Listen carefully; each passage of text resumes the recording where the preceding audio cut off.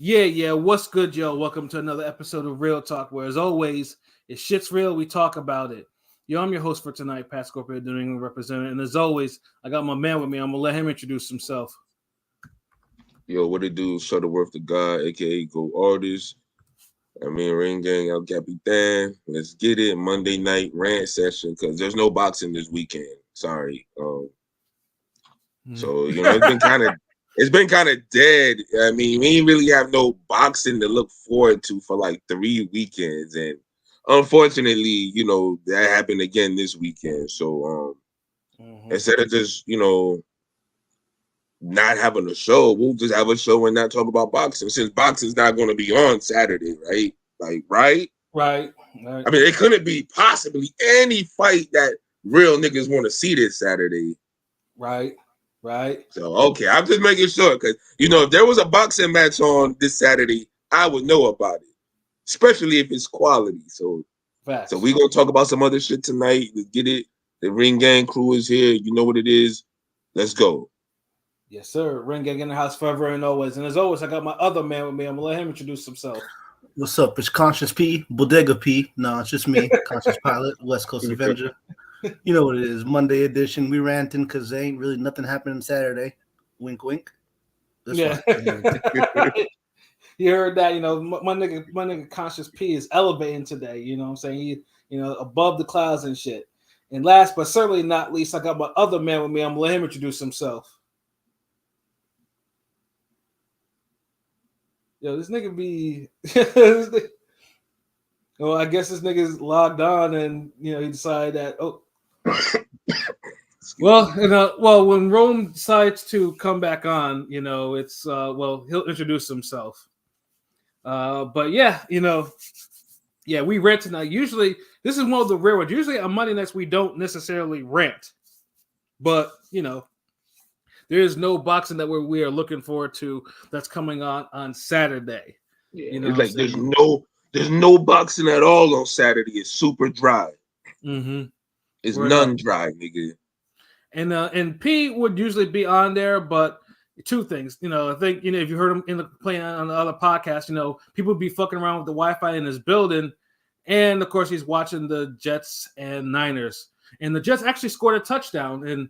So it's 26-13, and they going for a 2-point, which will bring it to 11. Which someone has to, someone has a bet to try to cover the spread. So have faith, my brother. Yes. And they don't get the 2-point. So, so now the lead's cut to 13. So yeah. Well, one more quarter remaining. Yeah, they still in the third quarter, man. They still. Oh no! Yeah, he's short of the. Oh, short. Is he short? Did he get it? Did he get to the? Oh, they're gonna review that shit to see if he got the 2-point. But yeah, obviously, this football season is in effect, and yes, gambling is in full effect. So we got, we gotta get this football bread. And gotta make up for it. No boxing. Yeah, and let's go to our comments real quick. Marquise, no boxing at all. I'm watching Beetlejuice myself. Jets look like trash. Yo, Marquise, is Jets your team too? Because that's also P's team as well. And then Jaquan, Shutterworth on bitch behavior. No, damn, who the fuck is Jaquan? Nigga, don't you got a so death contract you got to get out of, or and some horrible trap music you got to make, nigga? Why niggas be coming at you so crazy in the comments sometimes, bro, yeah, it's always on some random shit, and I don't know if this is a troll account either. So that's the crazy shit. I can't. Don't let me. He a little ginger fanboy. He was in here thinking, okay, Ring Gang gonna talk about boxing this week. Dude, we've been telling you all month there's no boxing this weekend. Right. Yeah, absolutely. Goddamn, y'all gonna just make a fight happen out of nowhere? Y'all gonna manifest David Benavidez versus somebody? But you can only talk about the fights that happen. But on some real shit, I'm gonna rant about something. It is boxing related and shit like that before we get into some other non-boxing shit. First of all, Marquis, shout out to you being a Lions fan because Montgomery helped me cover a same game parlay. Hey, that pissed me off. I'm a Rams fan. That last drive was just so annoying and pissed me off. But Lions is cool, I guess. Whatever. But that was annoying last drive. Y'all just literally paused, ran through our throat like the last, Yo, they don't run Montgomery at all, but they decided to run him in the fucking overtime for the fucking win, bro. Like I jumped out my fucking couch. Like, I was so fucking excited because I couldn't believe that shit. But that was that was a hell of a game though. Yeah, my bad, Pilot though. Yeah, that was that was a slugfest. That was a hell of a game. The first half was trash, but the second half overtime. I mean, not overtime, but the second half was good football. Yeah, right. But there's definitely something I want talk about. Just rant about. Because obviously, with the lack of boxing coming on there, you get either a couple things. Either get people that, the usual suspects that only rely on certain fighters, they're not putting out any content, or they're just simply, they simply start accepting things that they shouldn't be accepting. So I think one of the big things, obviously, was there's a so-called fight card this weekend. Well, Ring Gang never really, we don't really, care about the shit. And there's another one next weekend, where Turkey Al-Sheikh, has Riyadh season in the UK. Now, Turkey mentioned before, and I confirmed that too by logging into my DAZN, that pay-per-view is gonna be $19.99, which is which considering what's on it, I mean it's fine, but then you see some of the nonsense on Twitter, boxing Twitter, I should say, where it's like, as soon as that was made a point where it's like, oh, it's just UK, it's UK. Yeah, that may be, it is a UK card, no question about that. It's not, it's not like the other Riyadh season. It's not like the one in America. Like, it's basically if you have UK, larger UK fighters, and then the main event, which people who, the main event is someone who is probably one of the biggest draws in the sport. But what people are arguing too is like, okay, it's $19.99. Oh yeah, it's for the UK. But motherfuckers is talking about they would rather pay $90 to watch Canelo versus Berlanga. And I'm over here just trying to make sense of what the fuck they're talking about. Like, some of them are even defending it as like, well, they can lower the price, but it won't sell as much as Canelo versus Berlanga. Like, what the fuck are we talking about, people? And then get to the other point where people are saying, it has Danny Garcia, it has Laura, it has Caleb Plant on there, and it has Stephen Fulton. Okay. And this is the type of shit that I keep on saying. It's like people shouldn't. Boxing fans like to shoot themselves in the foot. People like to accept things that they shouldn't be accepting.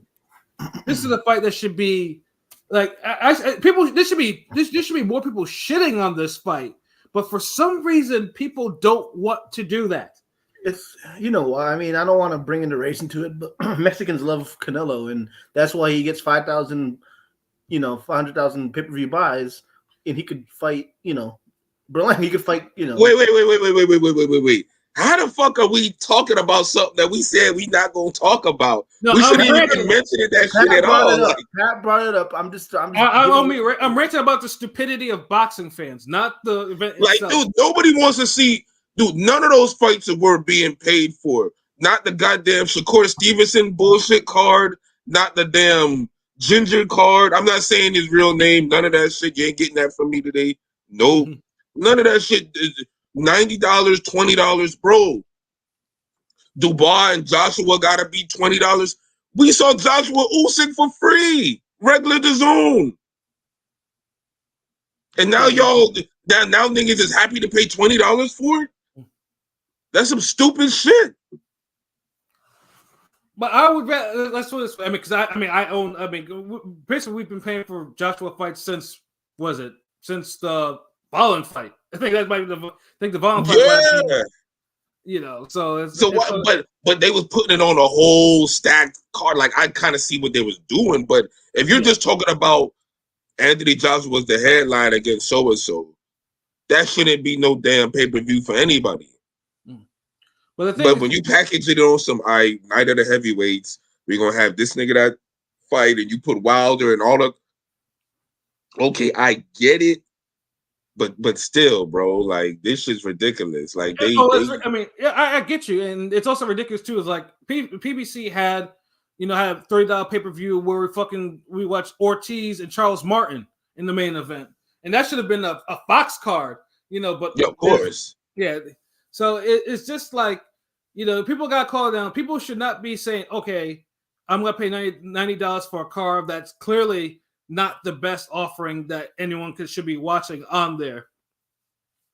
Because like if you're gonna do that and then you shit on something that's a lower pay-per-view, that doesn't commit. Now, if you're gonna shit on both of them because they're low price, you're paying for them, that's fine. That's great. That's consistency. Or you're gonna pay for both of them. That's also fine. That's also being consistent. But when you're doing this type of shit, like, it's like you have to pay more money to watch something that's not very good. That's the type of shit that kind of that's the type of shit that kind of like, yeah, no. Like y'all should not be that way at all. Like y'all should really have to calm that down. Y'all should not want to pay $90 to see Berlanga on pay-per-view. Should not. That people like I get it, boxing's kind of dry there, but no, you should not want to see Berlanga. Most people would even watch Berlanga's last fight. Never mind pay $90 to see on pay-per-view. I wouldn't even see him pay-per-view, and he actually won that fight, his last fight, like by a knockout, which he hadn't done in some time. You know what I'm saying? So, like, yeah, boxing fans, though, yeah, you gotta kind of calm all that shit down. Like, you shouldn't be excited to be paying $90 for this goddamn fight coming up this weekend. Yeah, niggas shouldn't be excited for paying anything for boxing at this point. Like, I'm just cool with that shit. Like, yo, all right, what up, Blazing Killer? What it do? Salute. Mm-hmm. What are your thoughts on the cheap price for the turkey events that he's going to start? And yo, it's funny. We were just talking about that. Like, we're like literally talking about that right now. Like, it's bullshit because it just like what PBC did. Like, free fights on TV. You started off with Porter, Thurman, Danny Garcia, and you was getting the Charlo fight. You was getting stacked fucking cards on Fox and shit. Until suddenly niggas are like, nah, hold on, wait, can't get this too much right here. Like, hold on, you gotta put more baking soda on that brick, son. You can't just give them all of this. And then niggas started getting damn bullshit. And then every now and then you would get an accidental fade, Ariola Kalnaki would be a fight of the year contender or some shit. But the quality went kaput, like it went down, and that was PBC, and we called it out. I know I called it out, and it's just, a lot of niggas don't like PBC. It was definitely called out.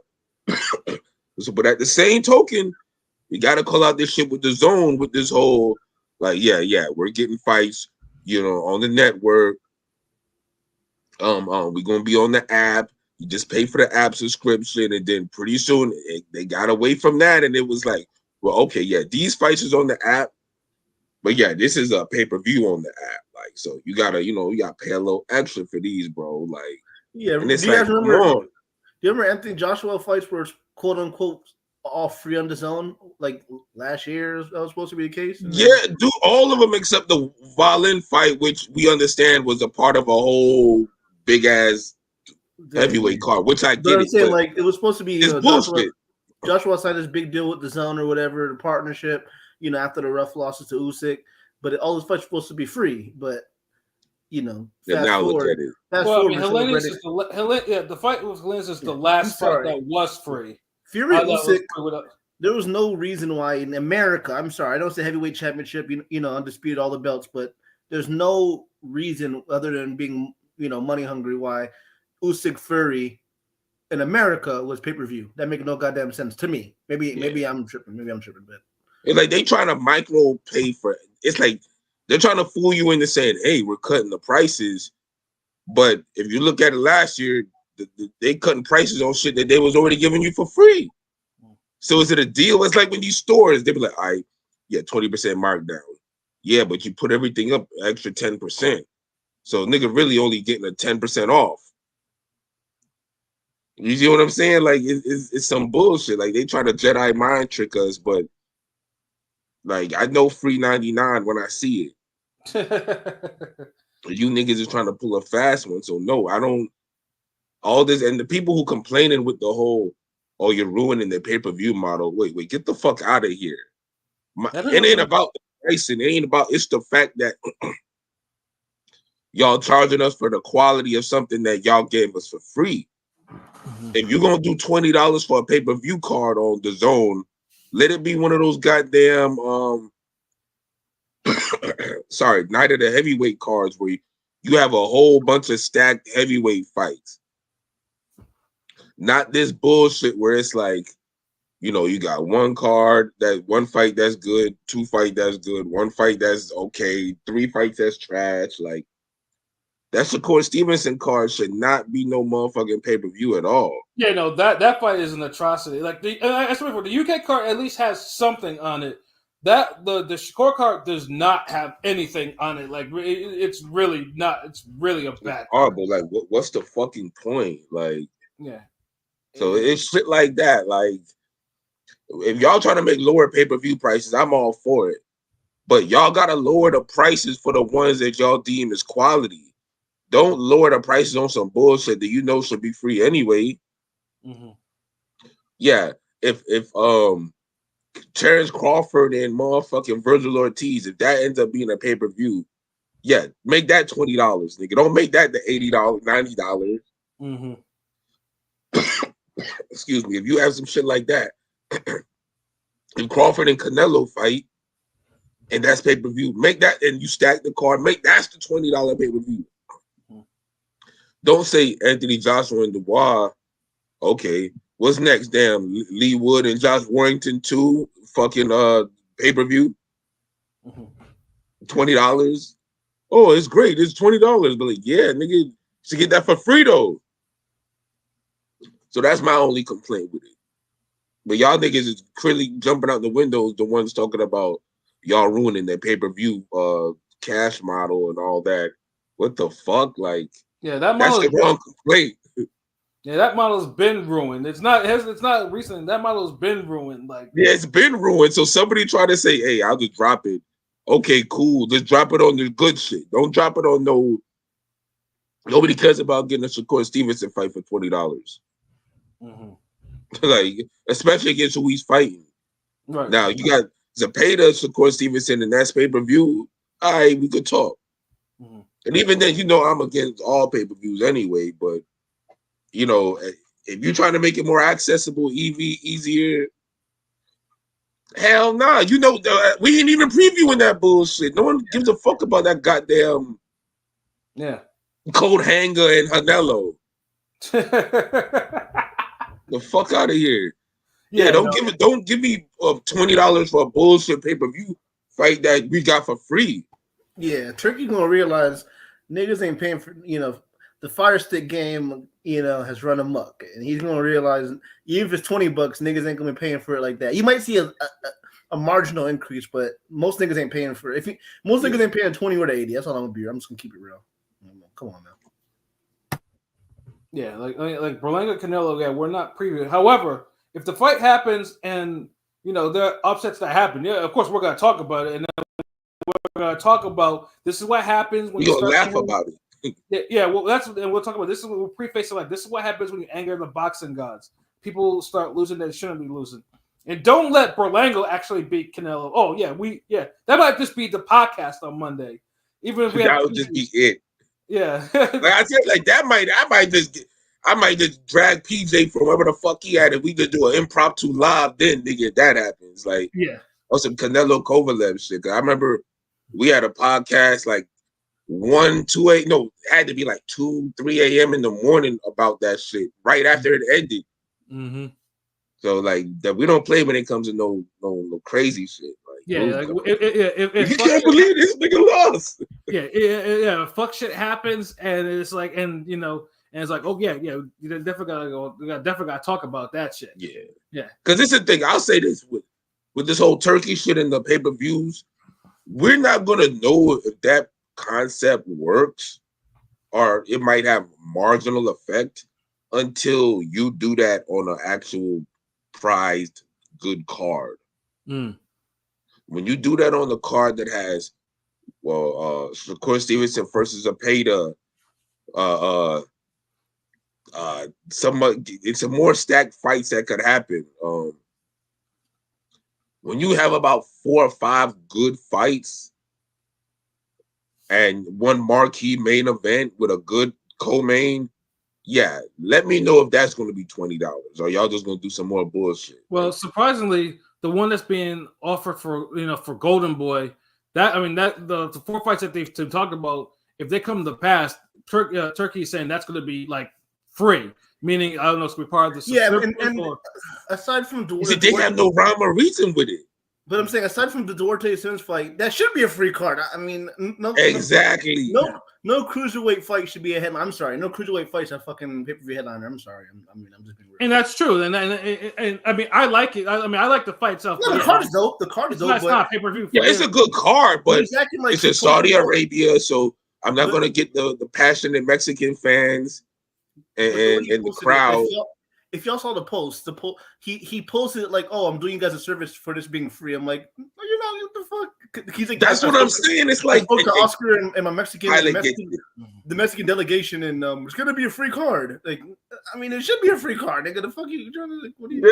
Yeah, like exactly. You see what I'm talking about? Like, he has this whole pompous, arrogant attitude about it. Like, well, normally I wouldn't do this, but yeah, man, we gonna pour a little gin in this punch, and we gonna keep the party going in the name of Jesus Christ. Like, nigga, if you don't, motherfucker, give me my goddamn bottle, nigga.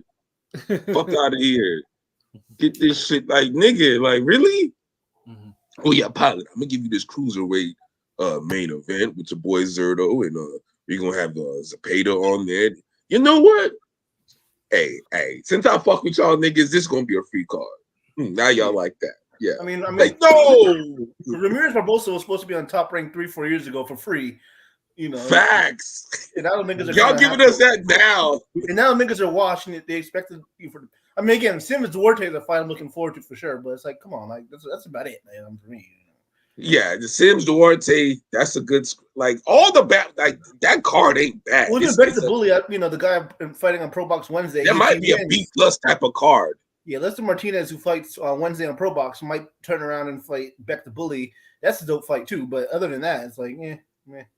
Well, it's not an end card. It's a good card, but it's at least. I mean, but if it's a good free card, it'd be a trash pay-per-view card. Yeah. It's not good enough to pay for, but it's free, nigga. I'll be there watching that motherfucker. Yeah. Just before we go into some non-boxing topics, like I said, I mean, Eddie has one of his hardcore Mexican cards where, like I said, the Mexican cards for Eddie on Friday are usually, for whatever reason, Eddie has a pulse on that's like the American cards, so and so, his UK cards. More like they're not hitting, but them Mexican cards that he comes up with, they're like slugfest galore. Like whoever is matching for Mexico, they usually kind of over deliver. I don't know how or why he does it, why he's that consistent. But yeah, that's pretty much the only decent boxing this coming weekend. Yeah, everything else is some bullshit. Straight up bullshit. And don't let anyone tell you that and like I said, if you follow us and you start talking about, oh, this is going to be a movie on Saturday, nah, they ain't gonna. You might get a response. Someone said, I think someone said it was going to be like a movie, and then someone replied like a Tubi movie, and I was just fucking rolling. For real, ain't nothing movie-ish about that fucking card, bro. Like, it's. Funny thing is, I'm pretty sure I'm not gonna watch it live like that because I already have some plans. Like I might actually just be going out to dinner, and just do what I do. It's just I don't care if a nigga looked at the paint dry that day or the grass grow. It's better than that bullshit. Yeah, I'm pretty sure someone will text me. If someone gets upset, I'm pretty sure either somebody in the ring gang will tell me, or someone else outside of my. Someone outside of my internal boxing circles will be like, "Yo, Pat, did you see this? Did you see that?" And then, then I will turn on my laptop and I will see for myself what happened. Facts, because this shit is like, come on, bro. But yeah, boxing been kind of dead lately. So after the course of Monster in Japan, like Monster's still Monster, and and he did his thing last week. At least the Japanese, like, they still understand what boxing is, over there. Like, they're like, and they understand, like, we want to see fades, and they deliver high level ones at that.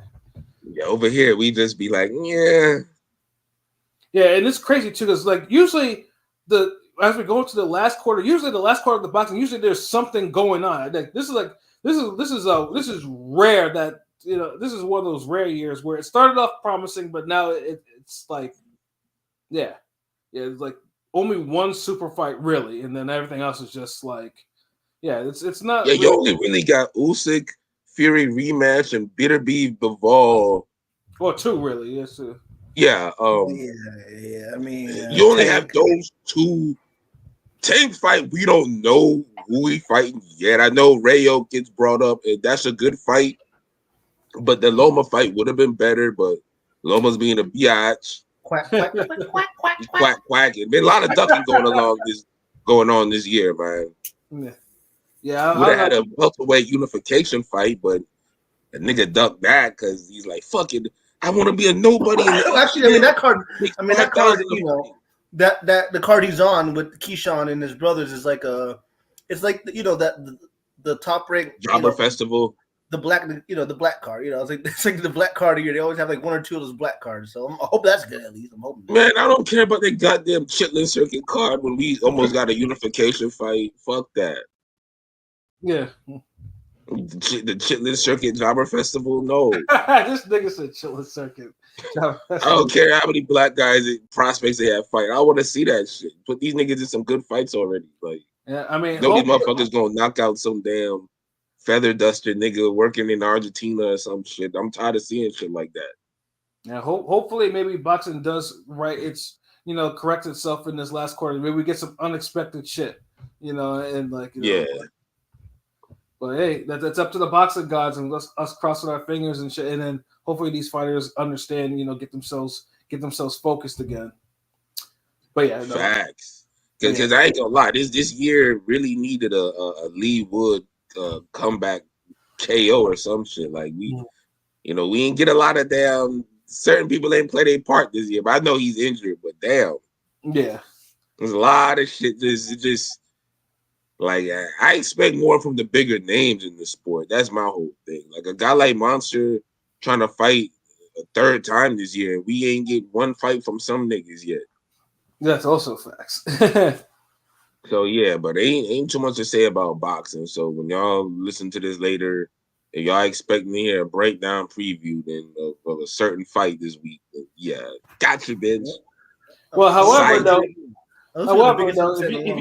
if you get our super chat popping, like we might sneak in a little analysis of some. Fuck that.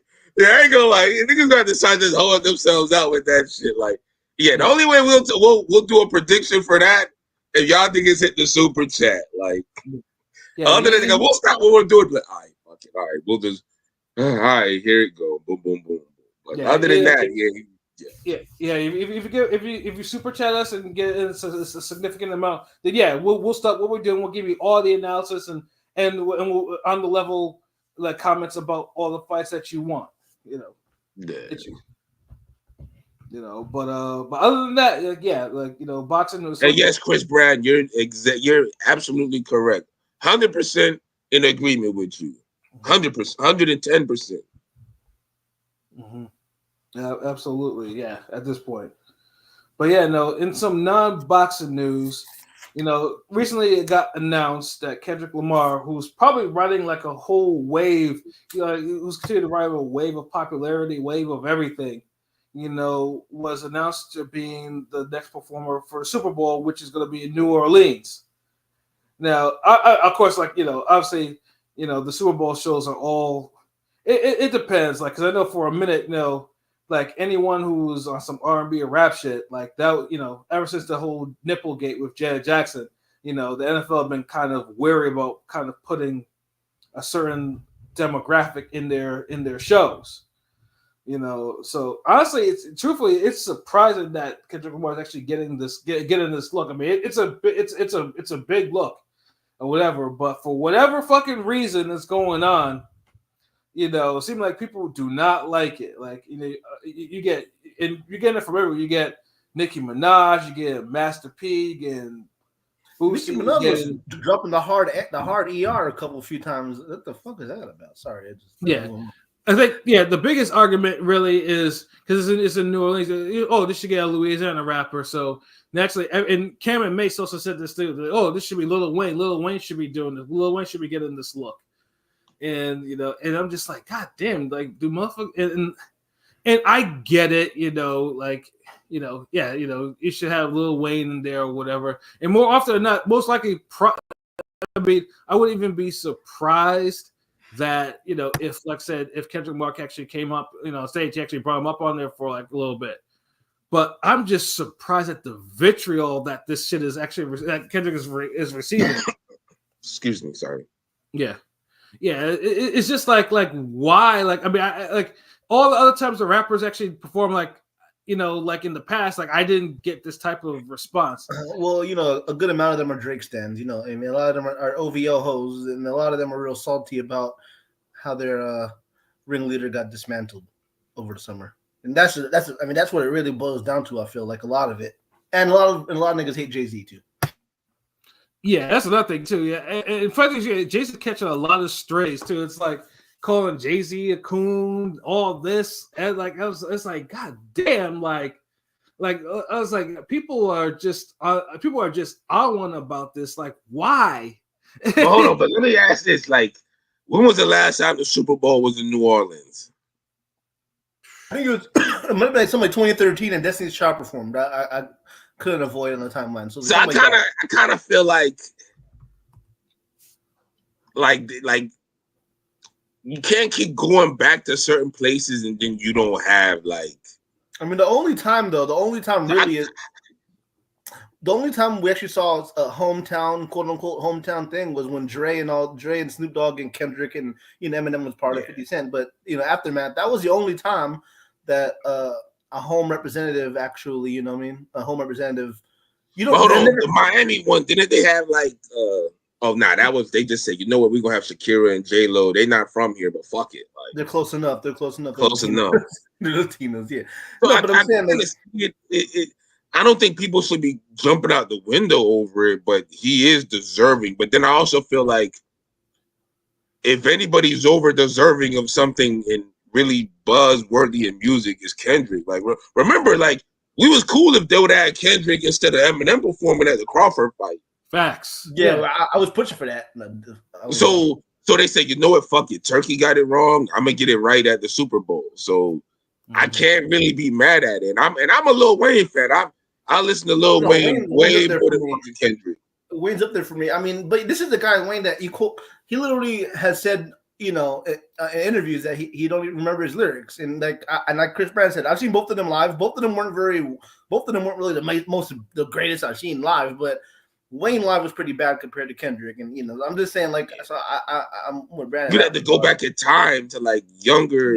Lil this Wayne version of Wayne right now is not. I don't know. I'm sorry, but this version of, I know Wayne's killing all the features and all that and everything. Like, you know, he's still on these verses killing it, but it ain't 08 Wayne. This ain't, you know, this is far removed from 2008 Wayne. That's all I'm saying. Like, it's but I think the argument too. I think Cam, was mentioning like, Wayne has hundreds and hundreds of hit songs, which may be true. You know, like I say, I mean, dude has been out since the late '90s, so it's like, you know, I guess he definitely would have been a great. But it's like, has he had the year that Kendrick's had? No, Kendrick's buzzing like crazy. Like, it's a no brainer. I mean, like, you know, it is. Like, I don't like the only thing I say is just that having another one in New Orleans and you don't have Lil Wayne involved is a bad look. I just gotta say that though.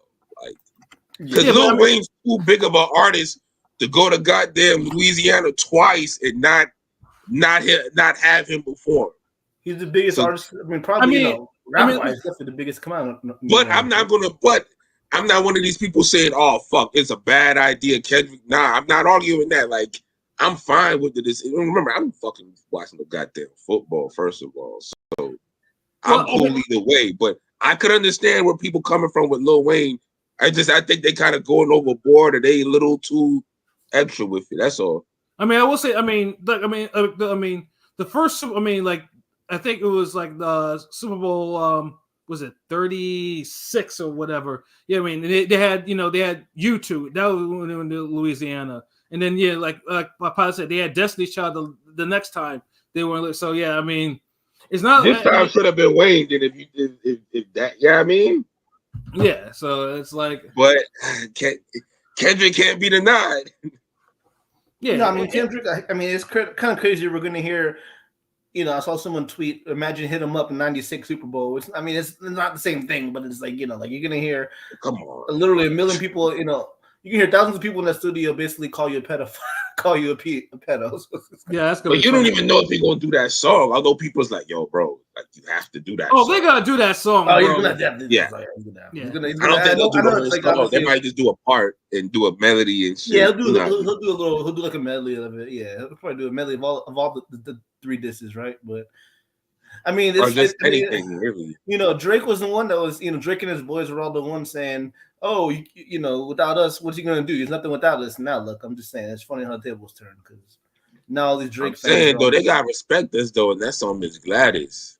Yeah. Like nigga, really? Like Birdman's the one that tried to. Birdman was been doing hell of a fucked up shit to him for a long ass time. I know he ain't saying. I know he came for him the hardest, and it's like, bro, this man had to sue you for money and all this shit. I mean, niggas remember the Be Grateful song with him and what's that light skinned nigga? Gutter or what's his? I can't remember, but Corey Guns? Corey Guns? Not Corey Guns, bro. The other light skinned nigga. I did mention when Pat was talking about the whole Nicki Minaj was going off using the hard and on Jay-Z, just calling dissing Jay-Z and Beyonce, but it's like he's talking about racism where there's the clips floating around of Wayne saying that fuck I don't know what racism is, you know what I'm saying? Like, so like you can't use that card. You can't use that card when literally Wayne's on on record saying he don't give a fuck about racism. I'm just saying, come on, you can't do that. That's just my opinion. Yeah. So it's just like all this it's really silly because it's just like because Wayne ain't tapped into the consciousness of shit that's going on, like, and it's not just he said that himself. Even what's his baby mom Toya said that as well too, because when they was asking him certain rappers and he was like, I don't know, and people like, huh, what? I could get it. Yeah. So yeah, man. Wayne ain't the nigga that jump out the window for on some pro-black shit, bro. No, not at all. Like, dude just be in his own drug-addled fog, really. That's all it is. It's like, I mean, y'all niggas act like we're gonna miss out on fucking Tech Nine and Method Man and Redman performing or some shit. Like, bro, yeah. So it's like, even though Wayne a bigger artist, it's just like he ain't known for having the best damn performances, especially that time recently. Right, and when you have a lot of millions of motherfuckers actually watching on TV, like you gotta make sure this motherfucker is on the level to be performing. Yeah, niggas trying to have a damn a drunk PJ moment or some shit. Like, niggas really also like, well, fuck it. Well, yeah, he ain't sound right, but he deserved the spot. Like, no, you gotta sound right too, nigga. No, absolutely. You know what I'm saying? But yeah, it's just funny to me because it's just like it was just trending hard over Twitter, and I'm hearing it. I'm just like, this is real. This is what motherfuckers really are really pissed about. Like, really? Like, come on. Like, if anything, you should be congratulating. That is a good look. Y'all should be congratulating that look, or even aspire to actually want to, to get to that point, to actually want to do it. And I know, Master. Do forget how after the Janet Jackson situation, after the Janet Jackson Tittygate with Timberlake, all we got was Dixie Chicks and all that bullshit for a good 5-10 years. So yeah, I'm not gonna lie. So I remember some of those halftime shows after the fucking nipple get used to piss me straight the fuck off. That's what Dick Chick did it one year. Motherfucking Dick Chicks, I'm definitely going to the store to get some re-up on beer or something. Fuck out of here. Yeah, they had Paul McCartney. They had Paul McCartney. I think it was the year after that one. I'm like, I'm not trying to listen to no damn Paul McCartney. Yeah, like Rolling Stones and fucking Madonna.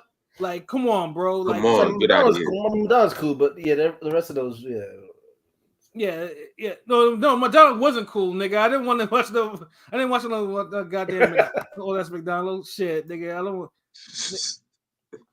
I was trying to watch these Giants beat the Pats. Nigga. I wasn't trying to watch old ass Madonna, nigga. Like, fuck. So it's like, like you rather go back to the time. Okay, yeah. If you don't have any rappers, like you want to go back to watching some old weak shit, during the halftime Super Bowl. Like, come on, simply because you don't think that you think the local artist. Well, who else is popular? Like, if you want the local, tell your local artist in Louisiana to be popping more. If you want that type of look, have them, write a Drake diss song. You know what I'm saying? Like, try, get them to actually do something. So yeah, it was just the silliest thing that I just saw trending all over fucking Twitter and everything like that, and just people losing their goddamn minds over this. Yeah, hey, I know niggas like, but y'all could have had Cash Money, hot boys, no limit. I'm like, yeah, but it's not happening. Like, what the fuck you want us to do? Like, yeah, the NFL more than anything that is very image conscious, and and Master P has not been hot in well over 20-something years.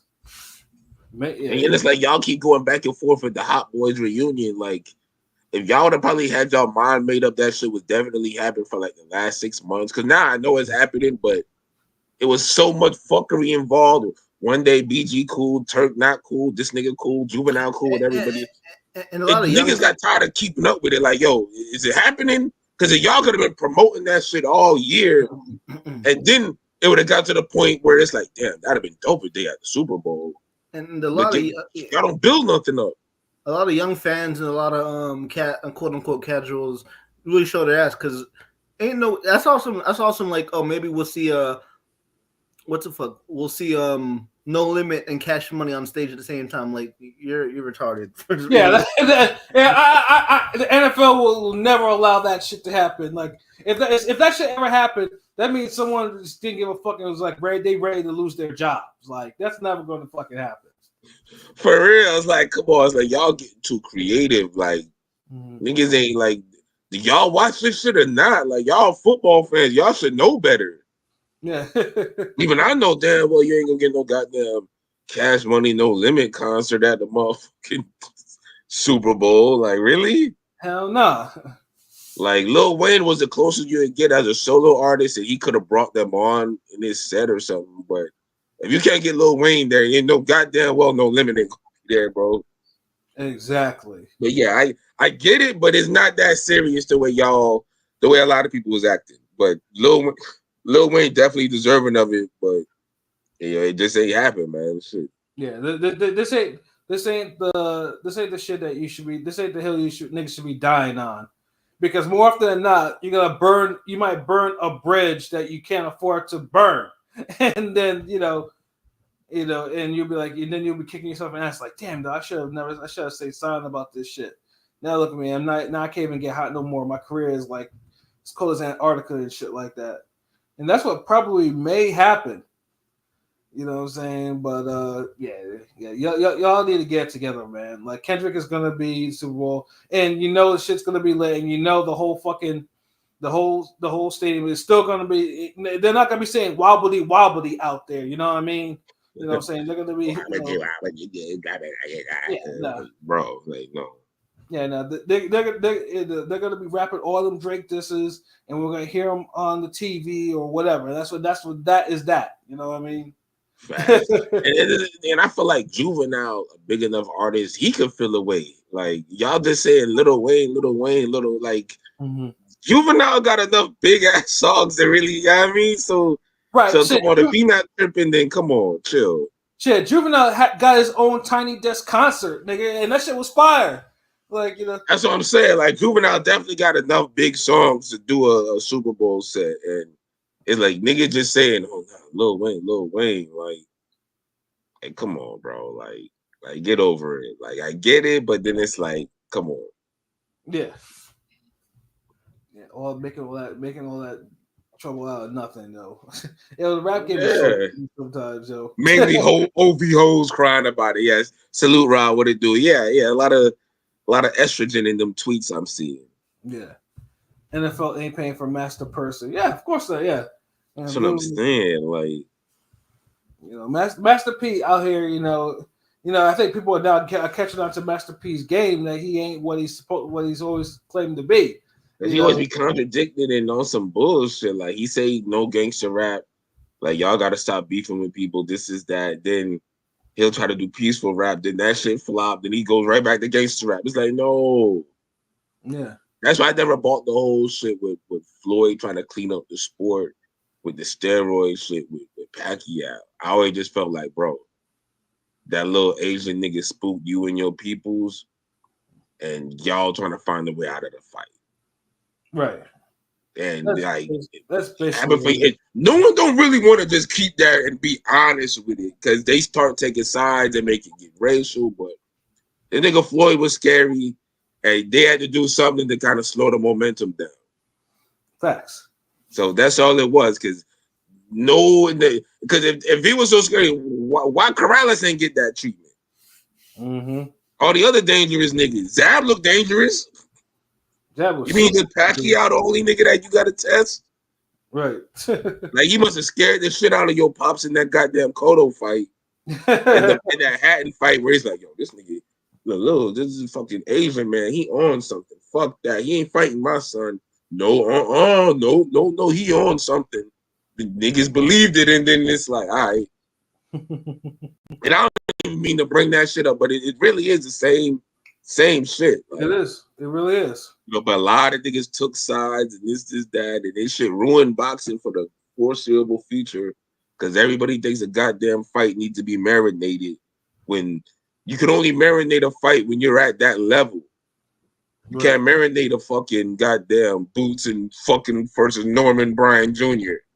Facts. Facts. Like that ain't the fucking same. Yeah. Because when you marinate something, they got to be at that level where nobody else could beat those two except those two themselves. Mm-hmm. If 5 or 6 other people got a chance at beating you, then you can't marinate the fight. Straight facts. I think that's what people need to understand. Like, I know this always come back to boxing, but yeah, like y'all get over it. Boo hoo, life goes on. Yeah, tough shit, really. Who knows? They might have Lil Wayne perform at next year at some other place.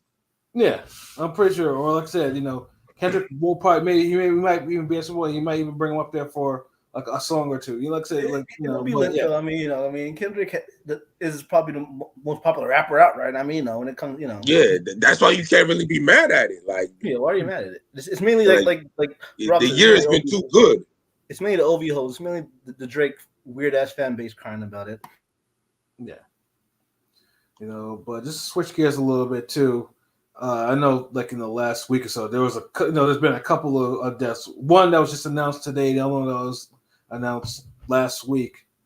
The last week was the unfortunate passing of Rich Homie Quan, who allegedly, I think this is like I say allegedly, he passed from a drug overdose. At least that's what it is. That's what they're saying so far, because he was home and he was chilling, and then I guess his piece or his girlfriend or whatever found him on the couch, unresponsive, and unfortunately, it was too late for that one.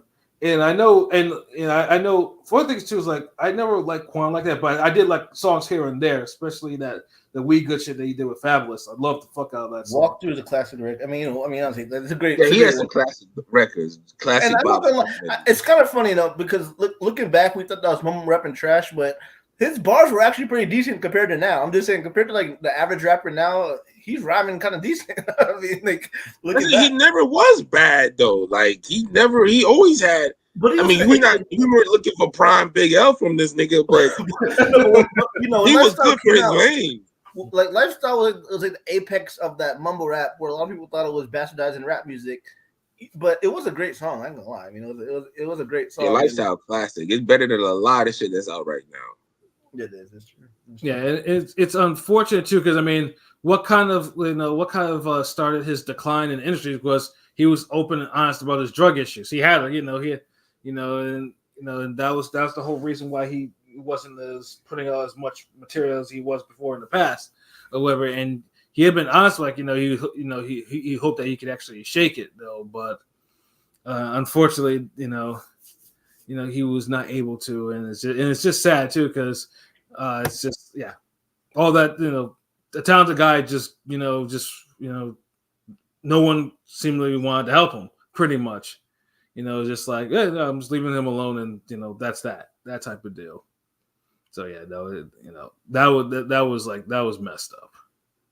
Yeah, all that shit. I don't know if you see that clip with DJ Academic saying how a lot of people who were showing him love were the same niggas he said weren't showing him love when he was alive, and he brought it up, I guess, in one of the last interviews and off air, and he's like, yeah, this nigga owe me a verse. This nigga, he ain't fucking with me. This nigga that. So it's like, either show like that industry shit is crazy, man. Like, it's all politics, because it's like if someone is quote unquote like blackballed, then you can't like mention them or anything like that, and unless something like that happens, then all of a sudden it's like, oh man, that was my man, that was talented, I meant to work with him, like I owed him a couple bars for this album, stuff like that.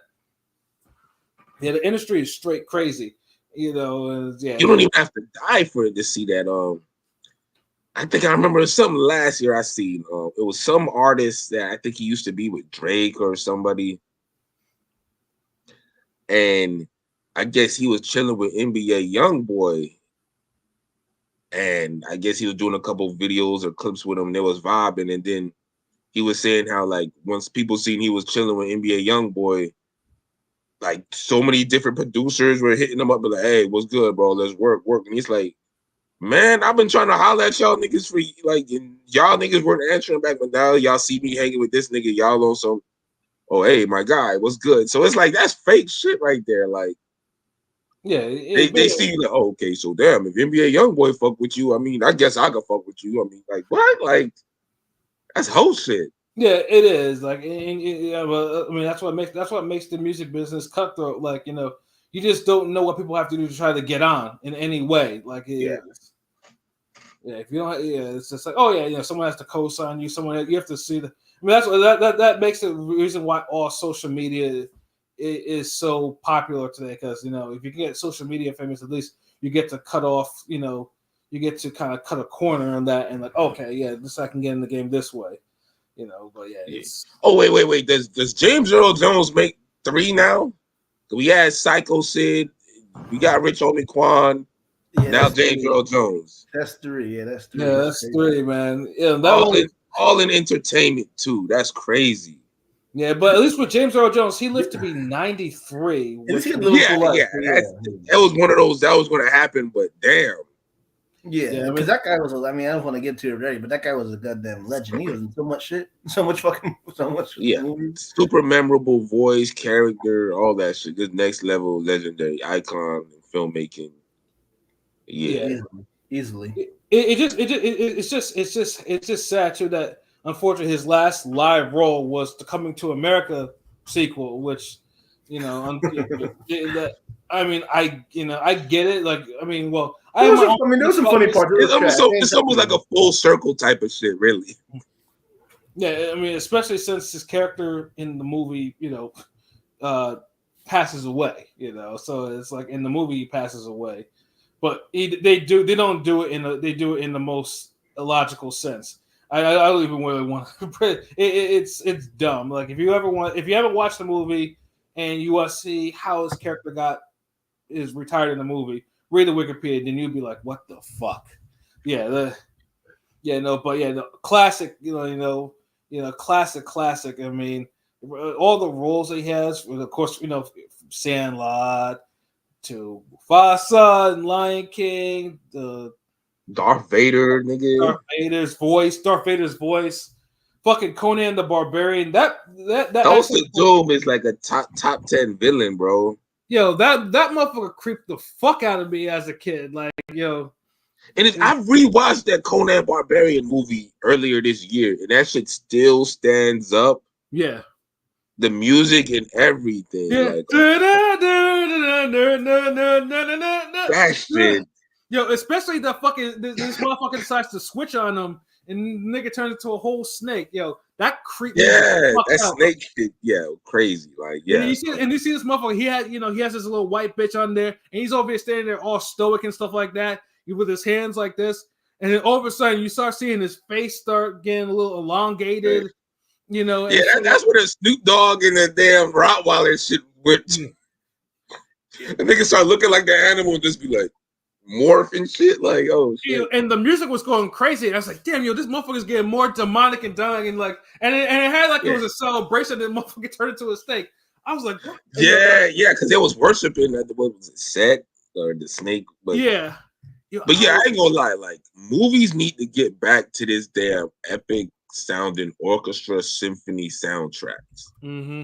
Like, y'all really need to get back to that, because whenever you have shit like that, that just stays with you. Like, music makes the goddamn movie and fight scenes and introductions. It just makes shit come to life. Like, yeah.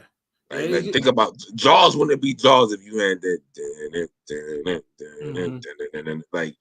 Like, come on, bro. Even Child's Play, that damn theme, like, yeah, the music gets you. So, but yeah, man, James Earl Jones definitely gonna be missed. Like, he's one of the best. I mean, the fun thing too is like he got into acting and stuff like that because he had a stutter. Like, and fun thing too, I mean, obviously in all the things you've heard him talk about, it's like, what stutter? Like usually people who stutter, they still have traces of that.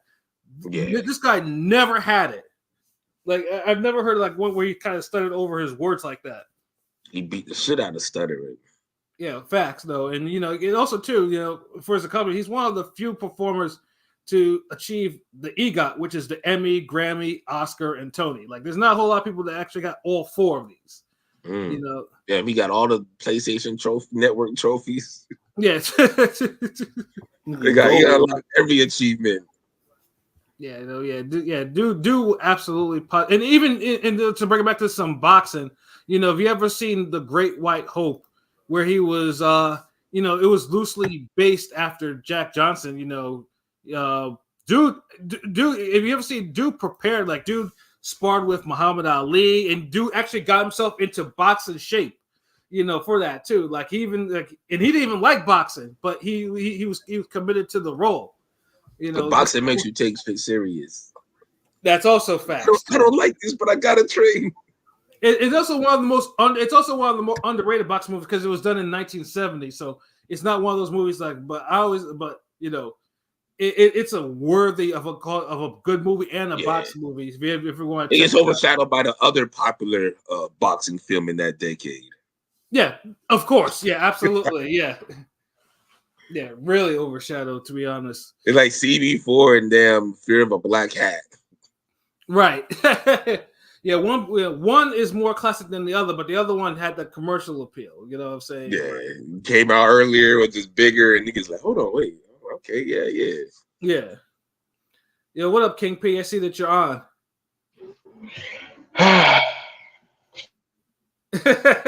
Yes, yeah, I saw the game. I saw the game, and it was.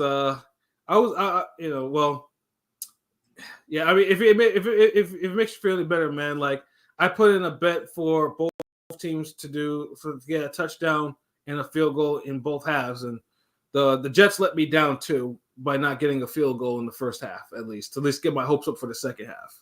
Oh shit! God damn! All right, okay, shit. Like, you got the spread, my nigga? Yeah. God, hit that shit.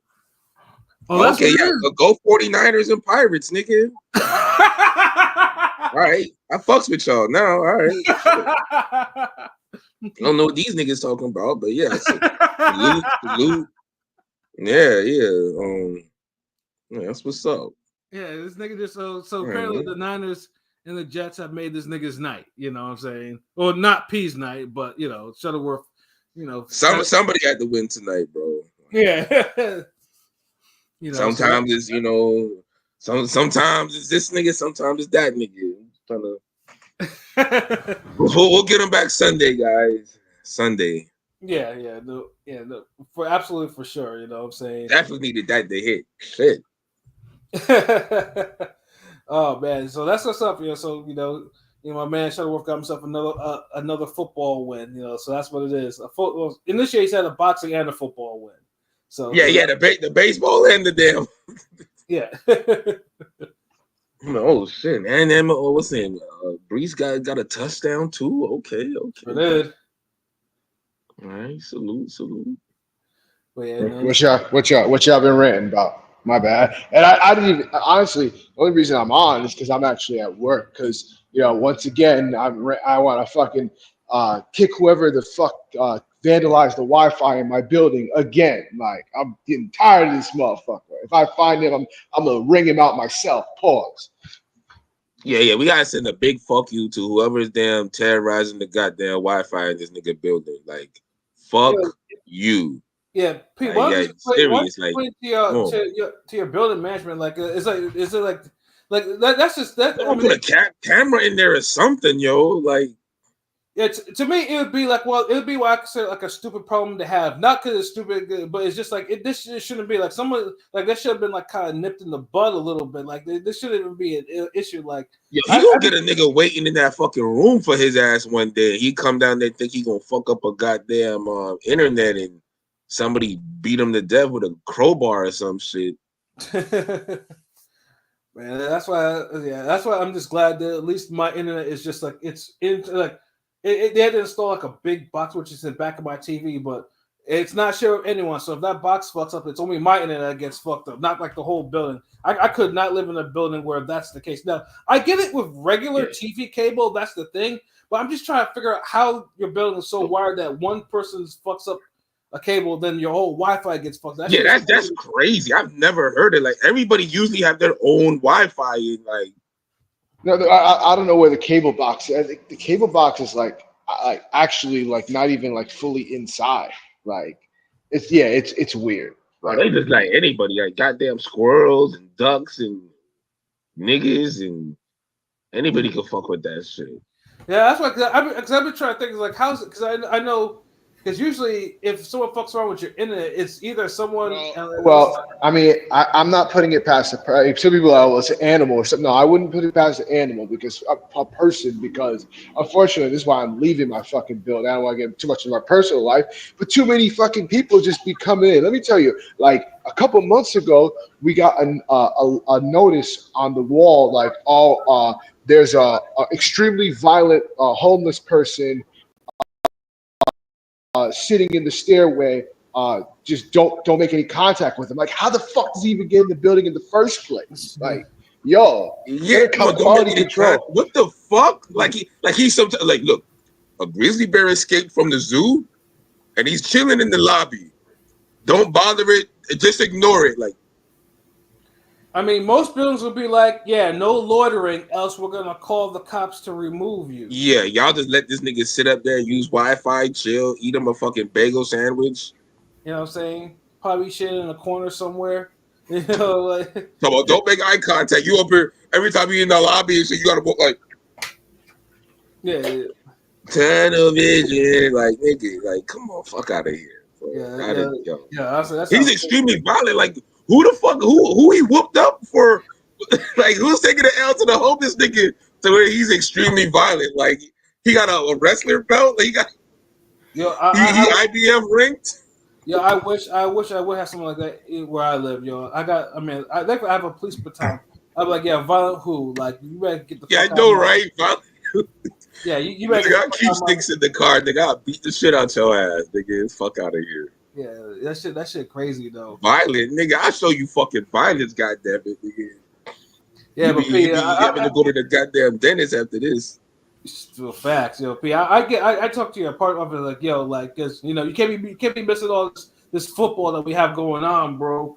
You know what I'm saying? Yeah, like, no, it's ridiculous. Well, hopefully I'll have it back by. Well, unfortunately, the technician is not coming until fucking pause. Not coming to the building until Saturday, so I got the whole fucking week without Wi-Fi. Yo, what the fuck, like, bro? Yeah, like, no. Tell me about it. Everybody moves at a fucking dude, we're snail's praying pace. for that move to go smooth for you, my nigga. Jeez, like, like, son, like, that's worse than a Comcast appointment. Niggas used to be like, all right, we'll have a technician out there first thing tomorrow morning between 10 and 4. No, I used to what the 10 and 4, nigga? Really? No, that's real. I used to work at Comcast, and like it's true. Sometimes that animals do bite into shit and all that, but those appointment windows are fucking long and pause. And it moreover, a lot of times the text miss the window. It's kind of crazy. Text be missing the window. Yes. So 10 to 4 becomes 10 to 8. Like really 10 to, like 10 to, like, bro, you take in the morning and afternoon, like what? Mm-hmm. All right, okay, we had one from 7 to 12. Like, really, nigga? Like, you a tech really gonna be out here from 7? Like, it's possible. They do get their work orders early, like. So I'm gonna be up from 7. Motherfucker ain't gonna get to the house till like 11:45. Yo, facts. Bullshit, man. But yeah, man. Hold your head. God damn, I hate to hear shit like that. All good. All good. I'll try to make the cast. If I can't, you know why. But of course. So, but yeah, and man. Also, rest in peace to James Earl Jones. That shit fucked me up. I don't know. That's like a staple of my childhood. God damn, like that shit kind of fucked me up. A staple of everyone's childhood, like really. And I you know what I always remember him for, because I always remember him as it's not around anymore, but I always remember as a kid the Bell Atlantic commercials. You say, like nobody, like you say Bell Atlantic, like to this generation, like what the fuck is a Bell Atlantic? Like nobody, like that's an old defunct fucking phone service. Like nobody, like it's not around anymore. Verizon basically picked it up. Like I think it was Verizon that basically just swallowed it up. Pause. Like, but yeah, I always remember the Bell Atlantic commercials, and he was the voice narrator for those commercials. I don't care what anybody says. You can like Morgan Freeman. I love Morgan Freeman, but to me, my favorite voice narrator will always be James Earl Jones, and I've been saying that. I said that for years. So, just my opinion. That's just. I'm a James Earl Jones fan. He's got so many great movies, so many classics. So that shit kind of fucked me up a little bit. Yeah, though. Yeah, I mean, like I said, the man lived a long life. So it's like, it wasn't like he lived a long, full life. So it's like, so hey, I mean, there were some people that were like, I thought he already died. I'm like, no, like what the fuck? Like, bro, he was just in the second coming to America. He couldn't have, like, how if he would have died, you would have known, because it would have been that recent. Like, the fuck.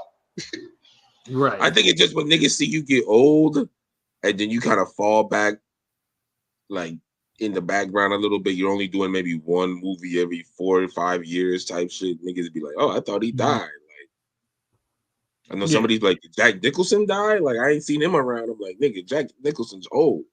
Yeah. Yeah, dude's been retired. He don't make no movies no more. He's chilling. It be the niggas who really love this, like Bruce Willis. He had to get sick for them to say, like, look, like, no more movies, bro. Like, we know you love this shit. Right. He can't even. Yeah, I mean, Bruce can't even talk no more. Like, he's got what, dementia or Alzheimer's? Yeah, he has dementia. So that's why you kind of live every day like it's your last. You try to do what you want, because now Bruce Willis got like a crazy legacy of movies and shit, and now he can't do them no more. So you never know when your number's called, yo. So you always got to live with that. Facts. But before we obviously get up here, we definitely got some reviews that we want to do first. And wait, let's get this. Yeah, that's what I want to get into. Like, so the first one. Rebel Ridge, nigga. I'm sorry to cut you off. Rebel Ridge, nigga. Let's get into that. Oh, nigga, I was about to say that's what we were going to do, man. So yeah, obviously, if you're familiar with our movie format, we got our four questions, what we do. So yeah, Rebel Ridge, man, is currently the number one movie on Netflix. You know, like I said, Netflix has definitely come up in the last few years with their original content, you know, stuff like that. And for the most part, you know, we do fuck with it, you know. And Rebel Ridge was one of the ones where if you saw the trailer, like, okay, we're thinking we're about to get some Will Smith type shit, like, you know, and it's like, okay, this is gonna be, you know, this is gonna be dope. So yeah, we thought we was gonna get the equalizer, and we got the neutralizer. Facts. So LB, man. So number one, first question: what was the best thing about Rebel Ridge to you? The actors and the acting. Yeah. And for an action thriller movie, that's kind of saying a lot and a little. Mm-hmm. Like I didn't watch this movie to be blown away by the acting. No. Yeah. But I was left with that being the only thing that really blew me away was the acting and the actors. That was Don Johnson in there as the head cop, right? Yeah. I mean, he looks from Miami Vice back in the day. Yeah, he looks old too, mad old. Yeah. That's why I had to ask. I was like, damn, he's looking old. Like, and I remember, like, nigga, you talking about a fucking show you saw as a kid, nigga. Like, I would hope the nigga from Miami Vice is old now, right? Like, yeah. So I had to just like, okay, but he killed his role. The new guy, the Scar looking nigga played his role. The little white lawyer, she did her thing. Like all the roles, everybody's acting was good.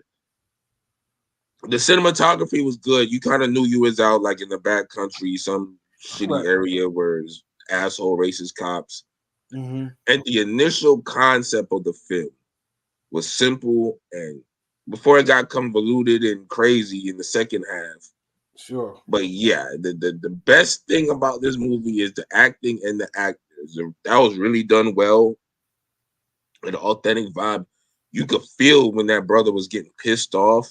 And you could feel when them cops was being almighty. I reckon we don't take too kindly to your kind around these parts. Like, you was getting all them types of vibes.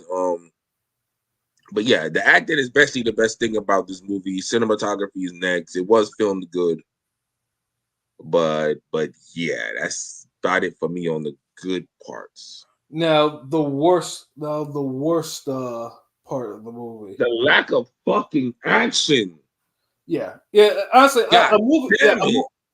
A movie that's like 2 hours and 15 minutes. Like, I'm sorry, like I get it if you were trying to do it to a point where you're trying to build up to a crescendo, try like a finale, but like honestly, movies like that, like, you know, this movie doesn't break new ground. There have been plenty of movies of this nature. I mean, obviously, Rambo's probably the most famous version of this, and Rambo went ape shit. You know what I'm saying? Like, yeah, and it wasn't. And remember, Rambo Part 1, he went ape shit, but it wasn't like in Part 2 and 3 when he just like the Rambo that niggas really remember with the blue. I'm sorry, blue. The red. The red. Yeah. I know Bloods around the world would have been like, motherfucker, really? With the red bandana, and he like, no, before he got to that, you had Rambo going ape shit in some little bullshit ass town with these fuck ass cops. Yeah. You thought you was gonna get the same thing with this, and they did a big bait and switch. The fucking it starts off great. The first 30 minutes is perfect. But it never really picks up action-wise, pace-wise. And instead, it kind of turns into a goddamn Batman detective type of movie. The white chick ends up not being a sidekick, but his partner now. Yeah, they're trying to they're trying to dig up evidence. This is now you're finding conspiracies. And honestly, I can't even remember why the whole reason they had to try to rush and get the cousin to prison. I can't even remember what was the whole reason for that shit. Yeah. Like a lot of shit, it just, you get out of the movie because they trying to explain shit. It's just too much for a simple ass concept of like, yo, I'm passing through this backwoods ass town and these cops is on some bullshit. Right. Once it left that, the movie started tanking, and people, first of all, people gonna be like, yo, you can't have no black guy killing a bunch of cops in this era right now. Okay, I get that. He didn't have to kill a bunch of cops. Only one or two really deserved any type of crazy shit. Mm-hmm. But he could have went ham and beat the shit out of a lot of more of them. Yeah, exactly. You know, they nerfed this nigga. Dude was so like he handled those cops with the utmost tender care. And that's what I didn't really like about it. It's like if you're gonna sell me a movie about a guy terrorizing some niggas who fucked with him, show me some terrorizing. Yeah, exactly. Like, you know, I mean, it's like even The Rock with it when he made the Walk and Talk remake. Even that movie went harder than this. Like, Walk and Tall was actually a good ass fucking movie. It was like that shit was hard, bro. Like, and you keep hard. Shit simple. That's what niggas don't understand. Is like keep it simple. Like, is it like when the anime try to introduce time machines and shit? Like, bro, we started off with just two niggas training to be the best boxer in the world. Why these niggas on the 5th season and you got time traveling? Like, bro, like same thing with this movie. Like, y'all went from like, okay, yo, my cousin, you know, he did a little misdemeanor with marijuana. You know, they try to lock him up. They try to get him to prison. That's some crazy shit. Let me try to get him loose, get him out of that. Then y'all started turning it like, okay, you got other fucking inmates this happened to, and then you got files and like, yo, get the fuck out of here, man. Like, y'all got this shit too complicated. Right. And the movie was too fucking long. Movie ain't have to be no goddamn over 2 hours. This was a 90-minute movie at best. See, now the pacing and the lack of action wouldn't look as bad if the movie was 90 minutes. Right. If it had more action, simply just more action, more like real action, then it could have accounted. It could have accounted for. I mean, I could sit through a 2-hour, but when only like maybe less than 20 minutes of it is action, then I have a problem with that. Yeah, I felt like this was the whole Birth of a Nation all over again. Ugh. Where they have the action at the last 15 minutes of the movie, but they sold you on this whole revolution and badassery, and come to find out they don't even tell the fucking story correctly. They miss out major key parts. Like, if you're gonna do that, like, just leave it alone. Like, but it goes back to what I also said. Hollywood struggles to make a fucking non-gay black person who's a sex symbol character. They struggle to make him a badass in these movies. If they make him badass or somewhat, they're like, okay, hold on, you gotta give him some sidekick. Now, they don't give him no fine ass white girl, no Pog, nobody pilot approved. Y'all get like the most homely looking, run of the mill, like, they say, all right, you know, she's gonna be your sidekick, bro. She can't fight or do anything, but you know, y'all gonna work as a team to figure out the movie. Like, facts. Like, just like, y'all need to watch some old Wesley Snipes movies, some goddamn what's his name? Apollo, what's his Action Jackson, Carl Weathers, something, because y'all missing up even some the Rock. Like, y'all just fucking up with these movies, bro. Like, this was a simple alley-oop, simple layup, and y'all just ruined this shit. Now, from all we just discussed, man, would you recommend it? Fuck no. I would not recommend this shit. Like, I felt like I wasted my time. In the score? It's about a 6. It's more like a 5.5. But the acting is top notch quality. It is. The cinematography, you know what I mean? Everything kind of hits, but the action. But that's the thing. Like, when you advertise something as an action movie, and if it lacks action, then that's a bigger fault than anything else. Absolutely. I could take bad acting in an action movie. Like, what's that one movie? I know I recommended it to you. You was like, damn, like, really? This is 6. that it was a Sylvester Stallone. It was some superhero movie. Oh, what the hell was the name of that shit again? Let me. Because I fucked with it. I was like, yo, this is like this was like a 7 or an 8. Then you was like, nah, man, the acting, it's more like a 6. But when I look at it, like, I can't even. I expected more from my acting, from my action. It was Samaritan, yeah. Samaritan's better than this shit. Yeah, it is. That had more action than this movie. Yeah, and they're actually making a Samaritan too, by the way, just very random. Oh, word? Okay, that's good. I fucked with Samaritan the first one, so a Samaritan 2 is dope to get. Okay, cool. But they're also making a cliffhanger too. Damn, he has a lot of movies. You know, he's a little bit too. What? Cliffhanger 2? Really? Yeah. I don't know. This dude is a little bit too old to be doing some of these movies anymore. Like Samaritan 2 is up his eye, but Sylvester Stallone needs to. I can see Samaritan 2, but bro, Cliffhanger 2, nigga? Like, really? Like, yeah. I haven't seen Cliffhanger. Like, I rewatched it like in the 2000s. Mm-hmm. But nigga, like, that shit was violent as fuck. Well, Cliffhanger goes hard. I loved it. Like, yeah, it's just one of those I didn't think I'd see again. Like, I remember my pops was making some damn cooked some black tip shark. I was vibing that day, but nigga, Cliffhanger 2, what the fuck is next? Goddamn, y'all gonna make a True Lies 2? But fuck that Rebel Ridge, bro. Like, I can't. I wouldn't recommend that to nobody.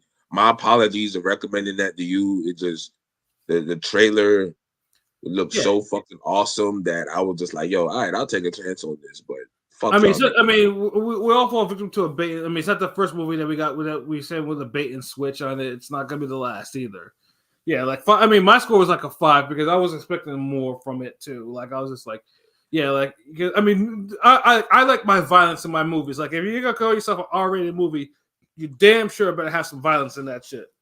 Thank you. Can't do this whole half step. I didn't see this nigga.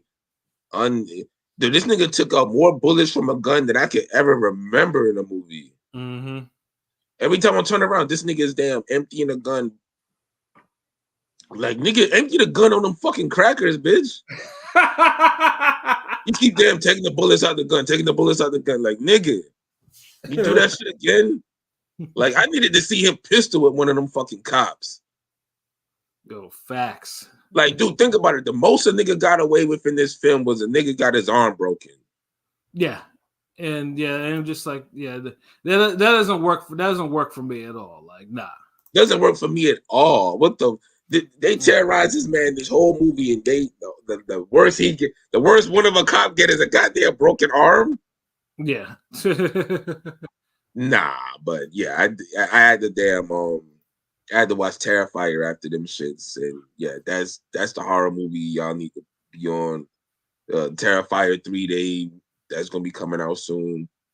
So yeah, shout out to the Kali for even put me on to that shit. But yeah, Rebel Ridge. Like, if some of you niggas bigging up this movie, fuck you. Y'all these niggas who be like, yo, support black businesses, and then you go into the black business, everybody's rude. Damn, you got crumbs on the counter, it's nasty, and niggas be like, support black business. And the food trash. Food trash. Niggas wait 20 minutes before they recognize you walked in there. Like, dude, no. That it's those type of niggas who hype up this movie to support all black businesses. They're the niggas who love this movie. And I'm like, no, fuck this movie, Rebel Ridge. Yeah, no. Straight up. Fuck that goddamn movie. I wasted 2 fucking hours. Mm-hmm. That stupid shit. Now, you any old way. But however, a Netflix entry, however, that was absolutely fucking great was the new anime of Terminator 0. Like that shit. Now, whereas Rebel Ridge kind of failed, the trailer obviously didn't do this shit justice. This shit went stupid hard. So again, LB, what was the best thing about Terminator 0? The action and the violence. Like, yeah, I felt like the thing is, I recently rewatched Terminator 2 Judgment Day, like about a month ago, it still holds up. So when this came out, my mind was already in that vibe. Right. And I felt like this was like one of the best Terminator spinoffs since Terminator 2. Yeah. Although I did like Terminator 3 as well, like with the I think it was a chick that came back and she was beating everybody ass. Yeah. It was alright. But other than that, like as far as like you got a lot of bullshit Terminators. Like 1 was good, classic. 2 was classic. 3 was straight. I think the one after that, I think the one with Christian Bale. That one was not good at all. Damn, I actually fucked with that one. I thought that was straight too.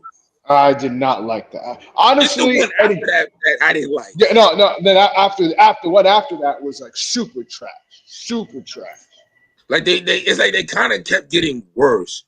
But this was like the last time I could see something Terminator-esque that I really fucked with. That I said I could. God damn, like I enjoyed this. Like, and it felt like it was like a Terminator 2 continuation because they had to go and worry about getting the guy who created Skynet and all this shit. Like, the pacing is good. Every episode, niggas is getting shootouts. The robots fucking niggas up. Yeah, like super. Yeah, everything you wanted in the goddamn Terminator series. Like I couldn't complain on it. Like, it's probably like a 10 for me. Like, it just flowed, bro. Now, what was the worst thing about Terminator 0 to you? The worst? I don't know. Like, to me, I think the children for like, I get it why they were in the for some reason the children characters in there were kind of annoying, especially the little girl. I don't know why. She was. Like Loki, I wanted the Terminator to go ape shit and rip her scalp out with the brain attached to it, like some shit like that. Now you know what? The oldest son was annoying me the most. He was. He almost got. He annoyed me more than the girl. Like when Jit started whooping on him, I was like, "Thank you." Yeah. Like, oh man, like yeah. Honestly, I was waiting for the Terminator to do something graphic to what I mean. Well, the Terminator almost ripped out that kid's arm in there before he kind of stopped. But yeah, I was waiting for. I was like, damn, they all need to get fucked up because they were annoying the fuck out of me. Yeah, that movie. Yeah, that show had a lot of annoying parts, but for some reason, it's just the violence and everything in the story was just so good. It just I didn't really like linger on it. Right. But yeah, I could agree with you on that. Like the little parts they did kind of focus on them, and even the dude was annoying with the whole like, yo, bro, like I know you need my help, son, but you got to figure that shit out yourself out. Like I'm not opening the door. Like damn, nigga. Yeah, that shit. Yeah, that shit went stupid hard, yo. But yeah, everything. Yeah, outside of that, like everything else was just class. Like the score, the action. The voice, the cast, like the story, like the new story was hard. I like how they kind of illustrated how difficult it is to actually stop a Terminator. You see how they were doing that whole thing, and you had it took like a whole 20-man team set up plan for them to stop one fucking Terminator. Right. One Terminator. And you needed like 30 niggas in a whole building to come up with a plan to damn. So, and I don't think none of the movies ever kind of illustrated that before.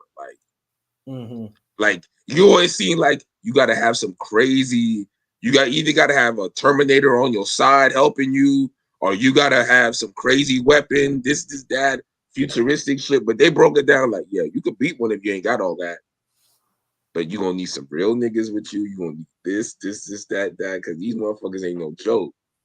So I thought that was dope how they did that, because it really made you just look at it like, God damn, like if you ain't have no like crazy weapons or no like you ain't fucking Terminator got you, nigga. That's it.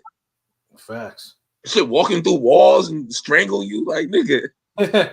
At least you hope that he was strangling you because it was on one in that movie. Like, yeah, yo, I ain't gonna lie, that Terminator was an asshole for real. Yeah, You're like the Rebel Ridge cops. So what would you give this? What would you give it as a score?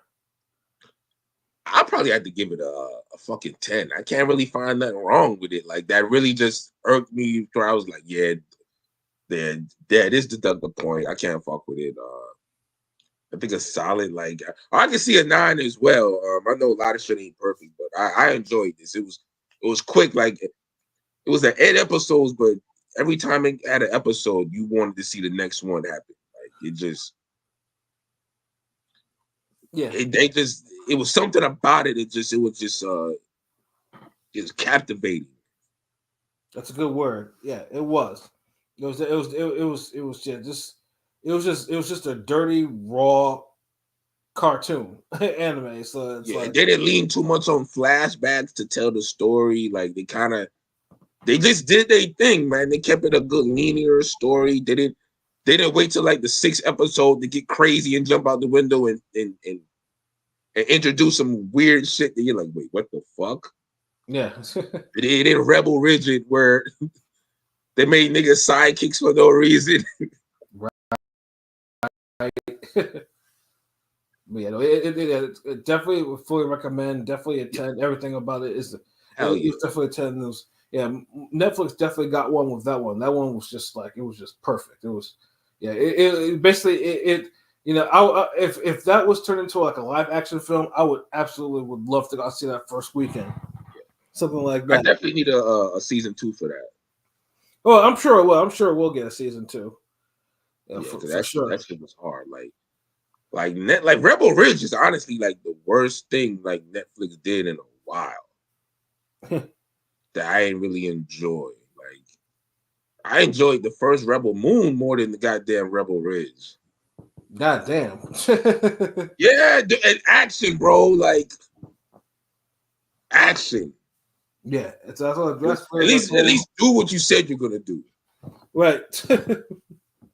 But yeah, we gotta include Pilot on this one, bro. Yeah. Bel Air. Yes, Bel Air season 3, which all the episodes were released and we absolutely watched all of them, all the episodes in this one. So, Pilot, I'm going to ask you the question: what was your favorite thing about this season? The eye candy. I'm just playing. But I mean, that's a Pilot answer, though. No, I mean it was I'll give it this. They made the most out of it for a summer, because it was a summer, right? They weren't in school, so they did a good job incorporating different things for the summer, I guess. It felt paused. It felt long enough where like it was the full summer season of that 10 episodes or whatever. It was, and the stories progressed. I don't like the fucking Ashley shit with that weird he-she thing, but other than that. All right, cool. What about you, LB? What was your favorite thing about this season? Lisa, nigga. But nah.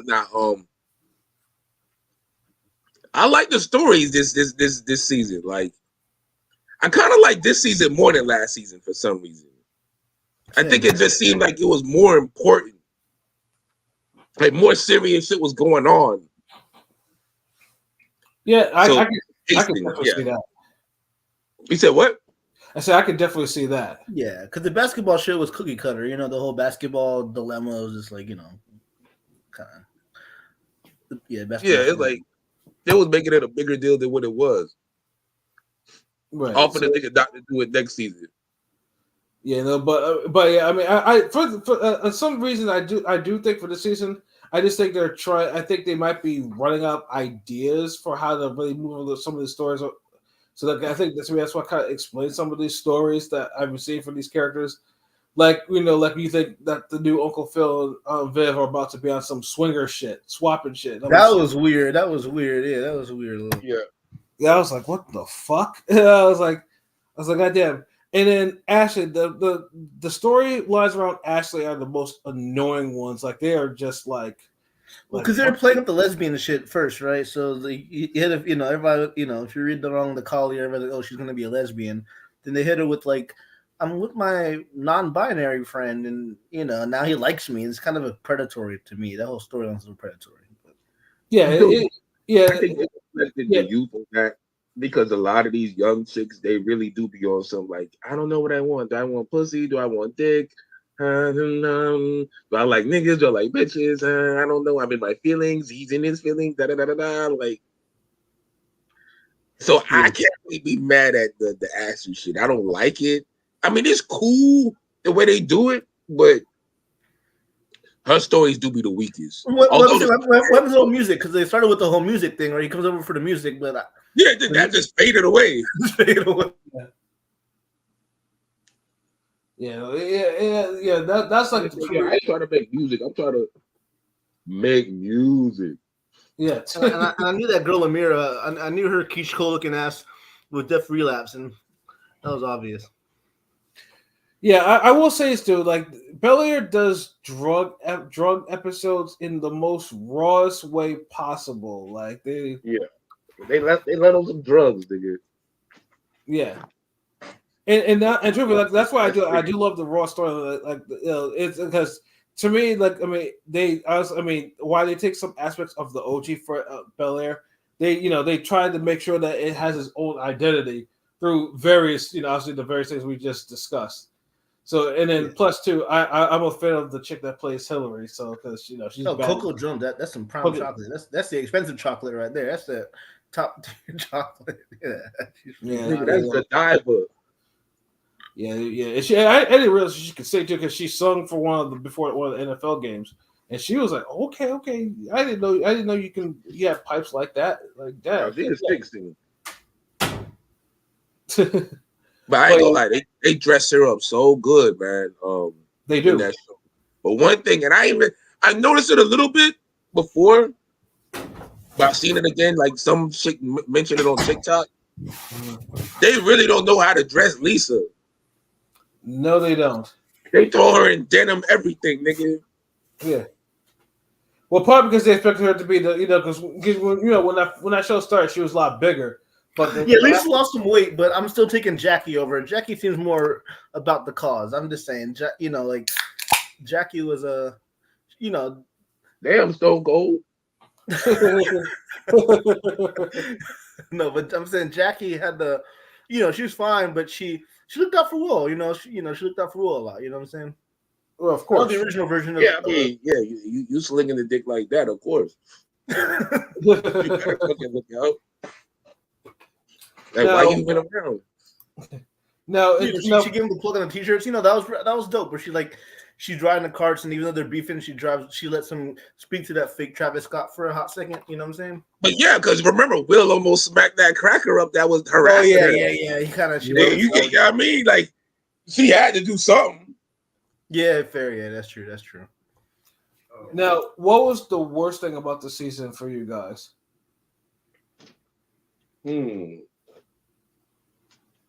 To me, it felt like early on in the scene they would always do. It felt like a play because they would cut to the scene and then the person having a drama they would have a face and look off. It was just a little too overly dramatic. I don't know. There's like an aspect of it being super OD dramatic with some of the theatrics they were doing. That's my main gripe, I think.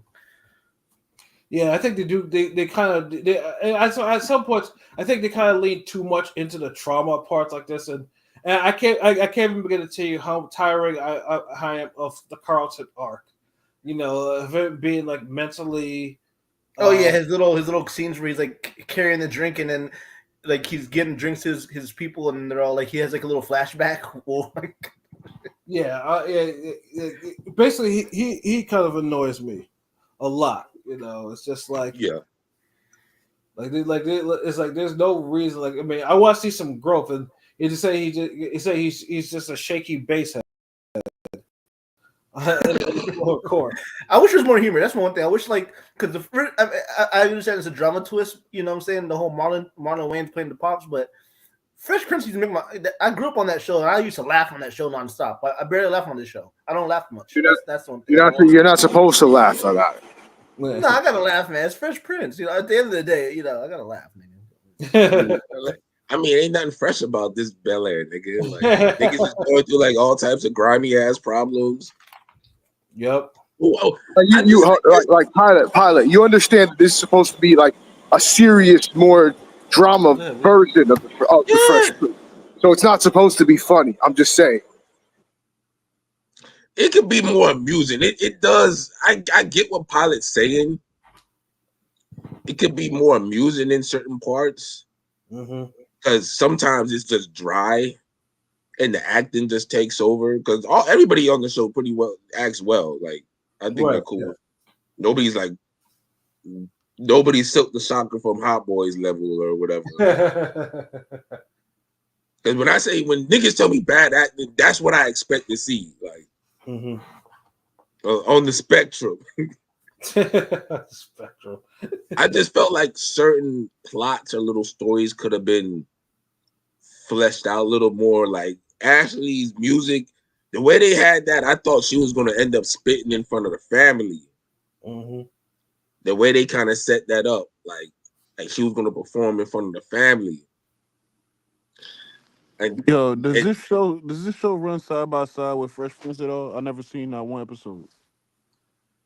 Like Fresh Prince of Bel-Air is like a framework that kind of guides the Bel-Air series right now. They'll have certain things that happened in the original series happen, but they take a more dramatic approach. Like, are they going from the same time period when he move over there, or are they going from the time period of after they're over there? Nah, it's like when dude moves over there. And at least they've had some of the OG people on the show in different roles, like the second Aunt Viv or the original Ashley. Jeffrey was in this season, like Yeah, that was crazy. The OG Jeffrey, yeah. The OG Jeffrey. What was he doing? Was he serving plates, nigga? Nah, I mean he was like you'll laugh, but he was like a underboss of a gang. Yeah, it was kind of cool to see the old Jeffrey next to the new Jeffrey. Like, yeah, right. But see, even OG Jeffrey is more believable as a gangster than motherfucking Chris Rock and goddamn Empire. So like, it's not like they fucked that up. Jeffrey's son annoys the fuck out of me too. Jeffrey's son's his old shit. Yeah, yo, for real. Like, fuck this nigga's son. Like, I thought it was like he annoys me more than Carlton. Yeah. Like, I don't trust the mom. I don't trust the light skinned little buff mom either. I think she on some bullshit too. Little light skinned buff mom. Oh shit! But Jeffrey being gangster is kind of hilarious. You know, he punched a dude in the chest in the bathroom. Yeah, he beat the shit out of that Fair Shade brother. Now for this one, obviously, what would you give this season for a score? Maybe a 9. Like, I don't know. I fucked with this, and maybe because too, I like how they released them 3 times 3. Then they said 2 times 2. So it's like it just sped everything up, and you kind of saw it like almost like you binged it, but you didn't. So the events, the whole series is more condensed, so more cohesive. It feels more cohesive. So I liked how that was done. So I'd probably give it a 9. Certain stories didn't get fleshed out, but others did, like the whole parent thing. You generous as hell with your ratings today. What the fuck? 10s and 9s? Shit was that good. Rebel Ridge got like a 6 to him. Like, Rebel Ridge got like a 6. Yeah, that's more correct with the 5. Like it honestly should be a 5. So I might have to say that's a 5, like in agreement. Like, but yeah, I recommend this shit we talking about. What's the fuck we talking about? Bel Air. Bel Air. Yeah. I definitely recommend Bel Air season 3 though. I fuck with it. Yeah, no, same. Like, yeah, it was definitely a 9. Like, but I do think it once they go. Because they left it on different multiple cliffhangers. Like, I definitely want to see I don't want to see like season 4 to be like a wrap up or anything like that. Like, I do want to see some more fleshed out, and then get some decent storylines around the new Ashley. Like, geez, like I'm tired of her, like, you know, her angst. Like, come on, like, you know, that's enough of that. That's 3 seasons of that shit. Word. Like, give her some serious. Give her some. Give her some. 8, but since y'all giving it 9, I'll say a 9 too. Yeah. Cause I feel like the show's been a 7. You know what I'm saying? I feel like the show's been a 7. It was a long break between 2 and 3. You know what I'm saying? For a second, there were rumors that it might not have came back. So, but this season, it feels like you have to have it come back because, you know, now baby Nikki's coming. You know what I mean, and all that shit. So I'll give it a 9. Fuck it, it's 9. Yeah, see, that's the thing, like this season kind of just came out of nowhere for me. So I was like, I think you the one who mentioned it. I was like, oh shit, word? Like, yeah. Then I seen it on there. I was like, oh shit, it's Diff Bird and Power because that last Power episode, goddamn, good thing that show's ending because that shit's trash. I'm sorry. I just want to say fuck that. We gotta talk about that. That goddamn that Power book. No, I'm like, oh shit. I don't care about. I mean, you know, Rashad Tate's brother, real life brother, you know, Lorenz Tate's brother dying and shit. Like I care about. I never gave a fuck about that nigga. The 4 times I saw him on screen. Zion distragging these 2 niggas, man. How y'all getting thrown through walls and shit? Like that's crazy. And no one hears this fight, like, bro, like these niggas having a knockdown, drag out fight. It's like both these niggas look like they like 5'6", fighting a nigga who's like 6'2".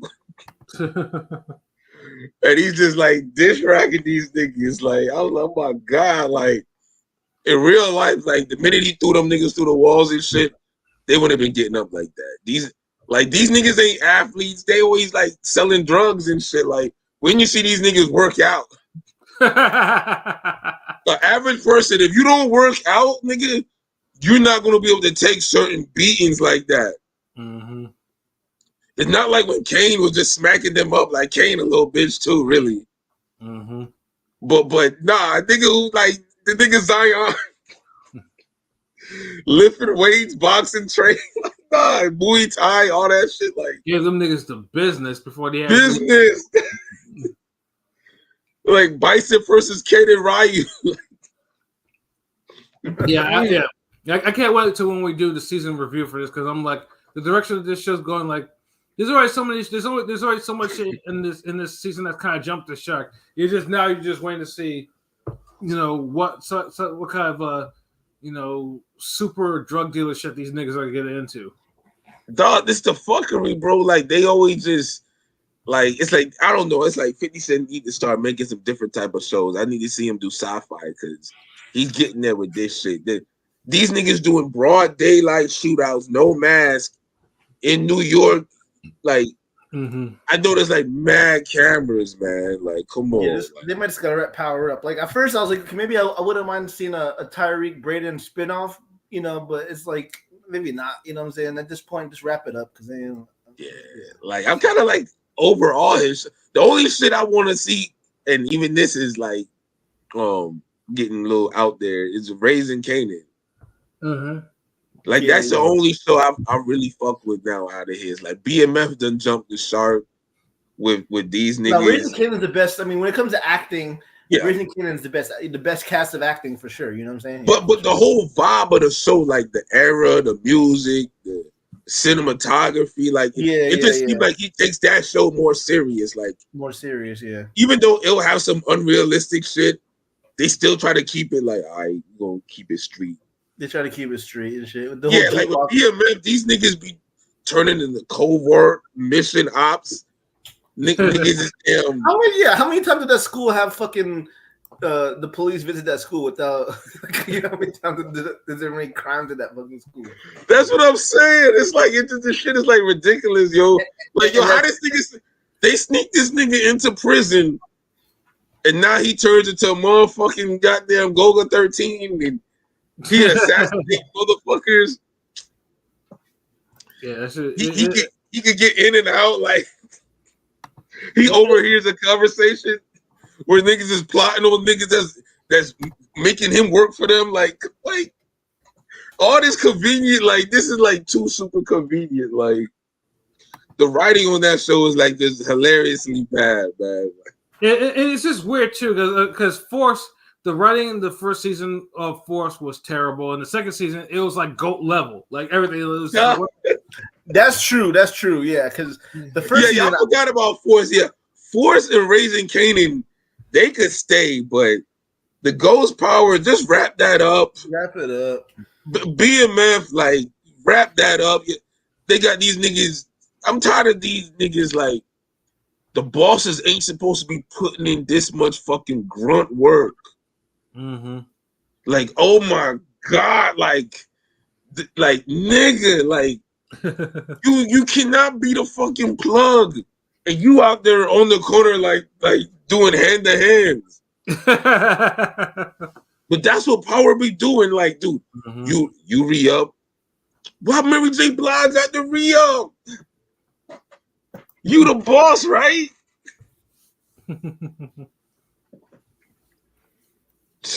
Like they're running out of storylines at this point. Wrap that shit up. Yeah, that's basically what it is. That's what it is right now. Like I'm glad this is the last season for Ghost. See, when niggas have creative control and don't want to hire nobody because they think they the shit, this is what happens. Yeah, that should just spiral out of control. Because the OG Power was getting that way. Like season 4, that's when it like completely like, okay, it's over. Like, because this is the same show y'all talking about. They be having shootouts and everybody's outside watching and nobody knows what happened type shit. And nobody's getting hit. Yeah. This is shit. At least sports niggas be getting murked in that.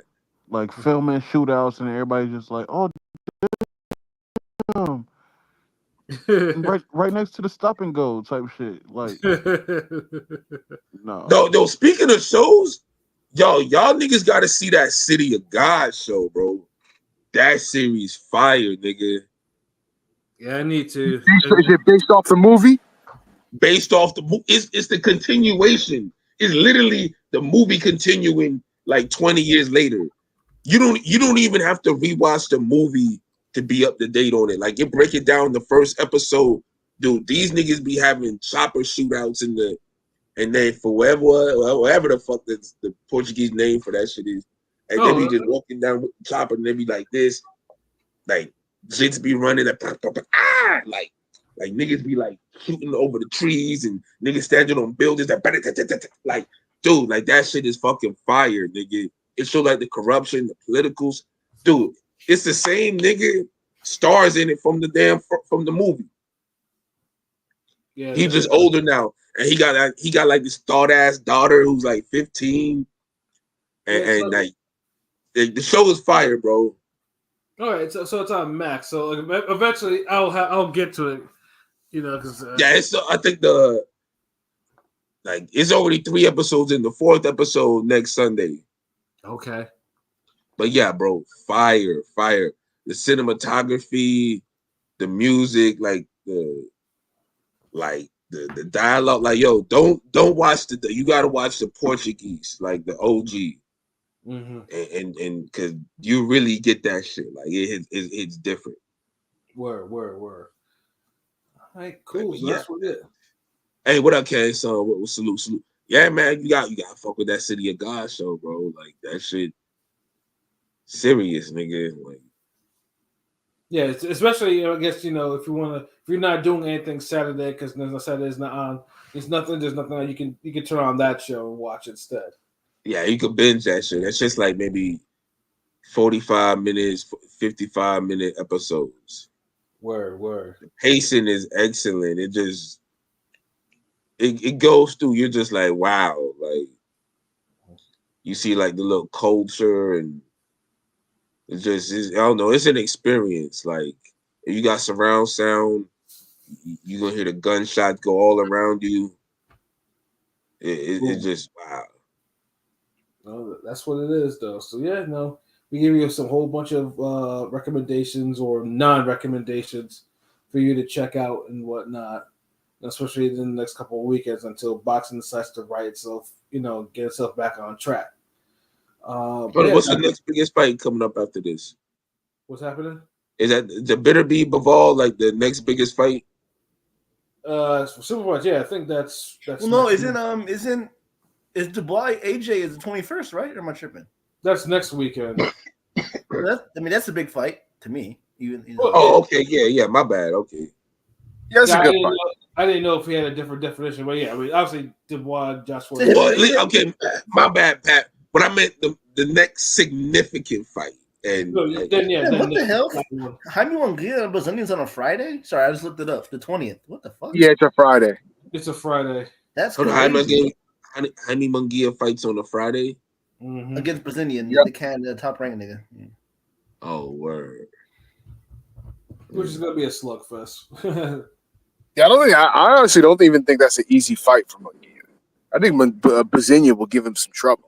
He got a gift a couple fights ago, but he's a solid fighter, so it won't be easy. It won't be that easy. For sure. And then of course we have all the women fights, with one in the eyes wide shut fight and the other one at Madison Square Garden. That's in September. Yeah. Yeah, that's at the end of the month. September 27th. That's a Friday. Oh, yeah, Mayor's the damn talking shit. So yeah.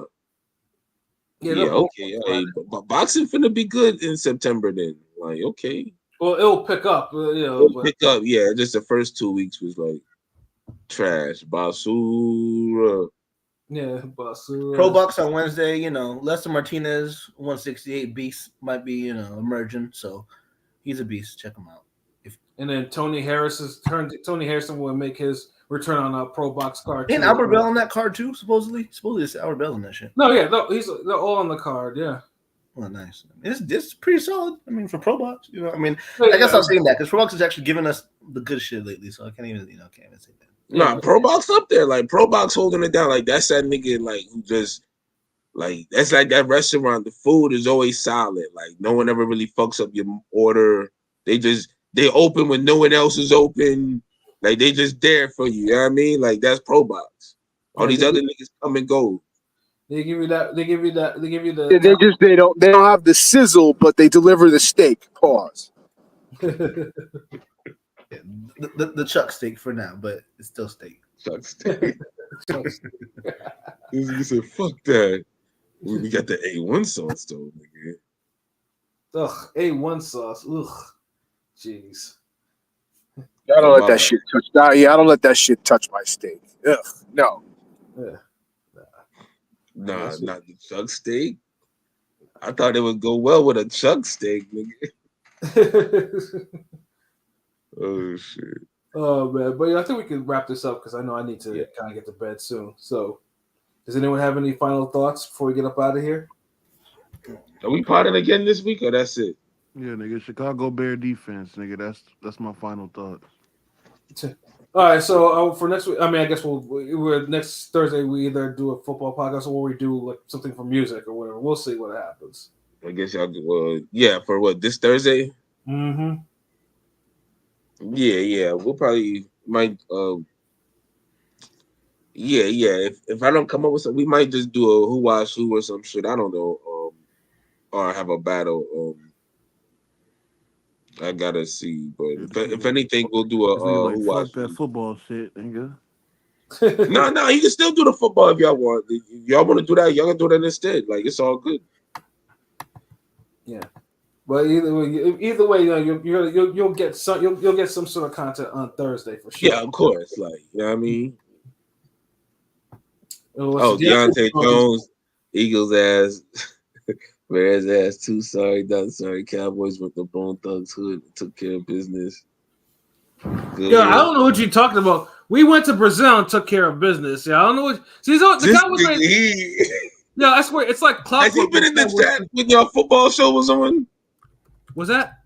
Was he in the? Was he there when your football show was on? Nah, he was not. I mean, all guys.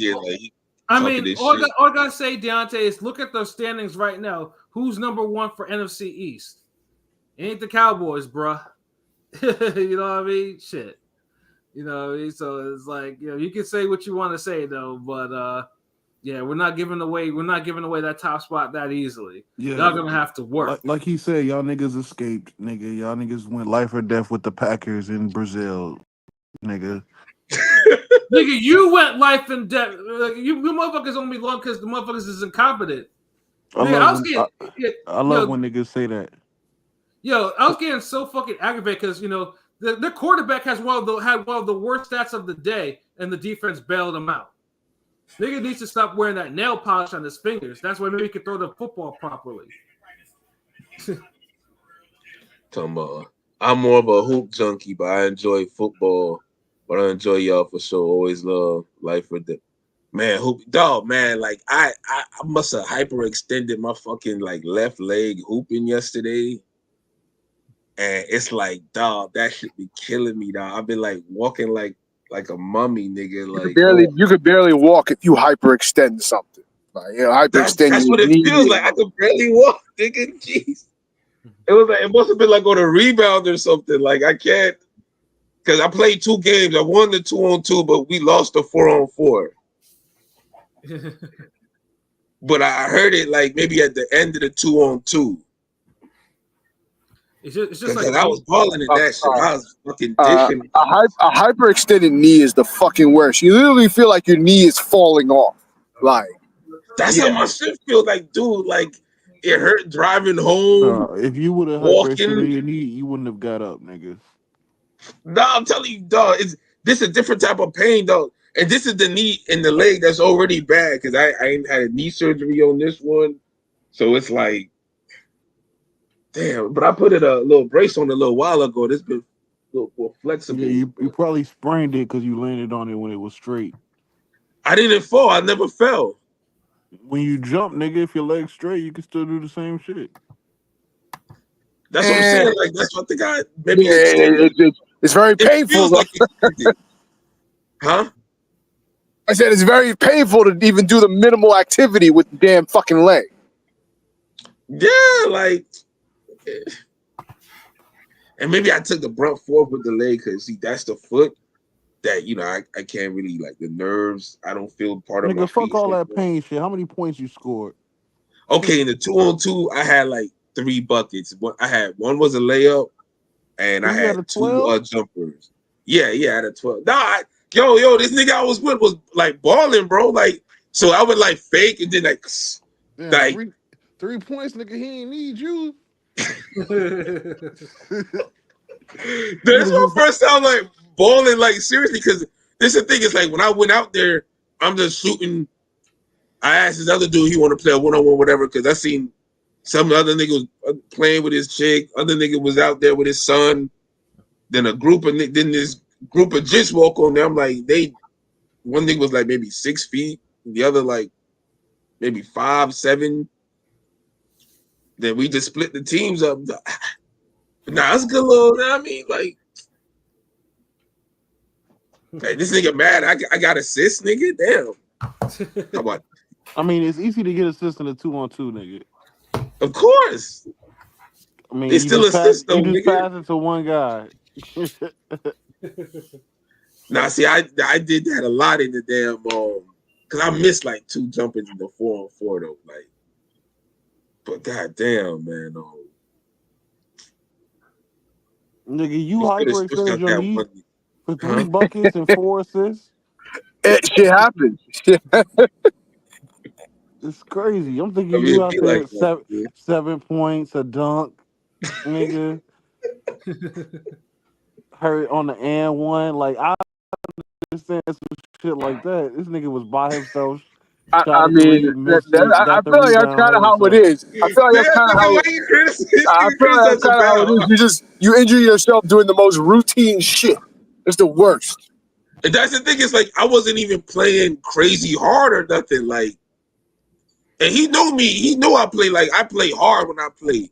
I wasn't even playing hard. But this is the first time I played like serious. Like when I played basketball, like maybe like 2, 3, like maybe like 3, maybe a month. Like, yeah. No disrespect, but I'm mixing up Sutter and Rome. I'm 5'7", but I grew up on a nigga, I'll body you, nigga. You 5'7", nigga, stop. Listen, if you was playing serious and got hurt, you might as well just play it around, nigga. You shouldn't have went hard. I didn't play dude. Like I played, but I wasn't playing. No, you said you started playing serious, nigga, and that's when you got hurt. I didn't say that. You just said I said, I'm the type that play serious. I said I wasn't even playing hard like that. Like I wasn't playing hard. Like I know I said he probably hard. I was out of 1 through 10. I was probably playing at an 8. Nigga, that's going hard. What the fuck? That's a little more than routine. Right. This nigga was trying. It was like 7 or 8 now, because there was time when I put like lockdown defense. Then there was times I was just like, all right. Because look, if you notice how I play, I'm always going at a 4 or 5 until we start losing.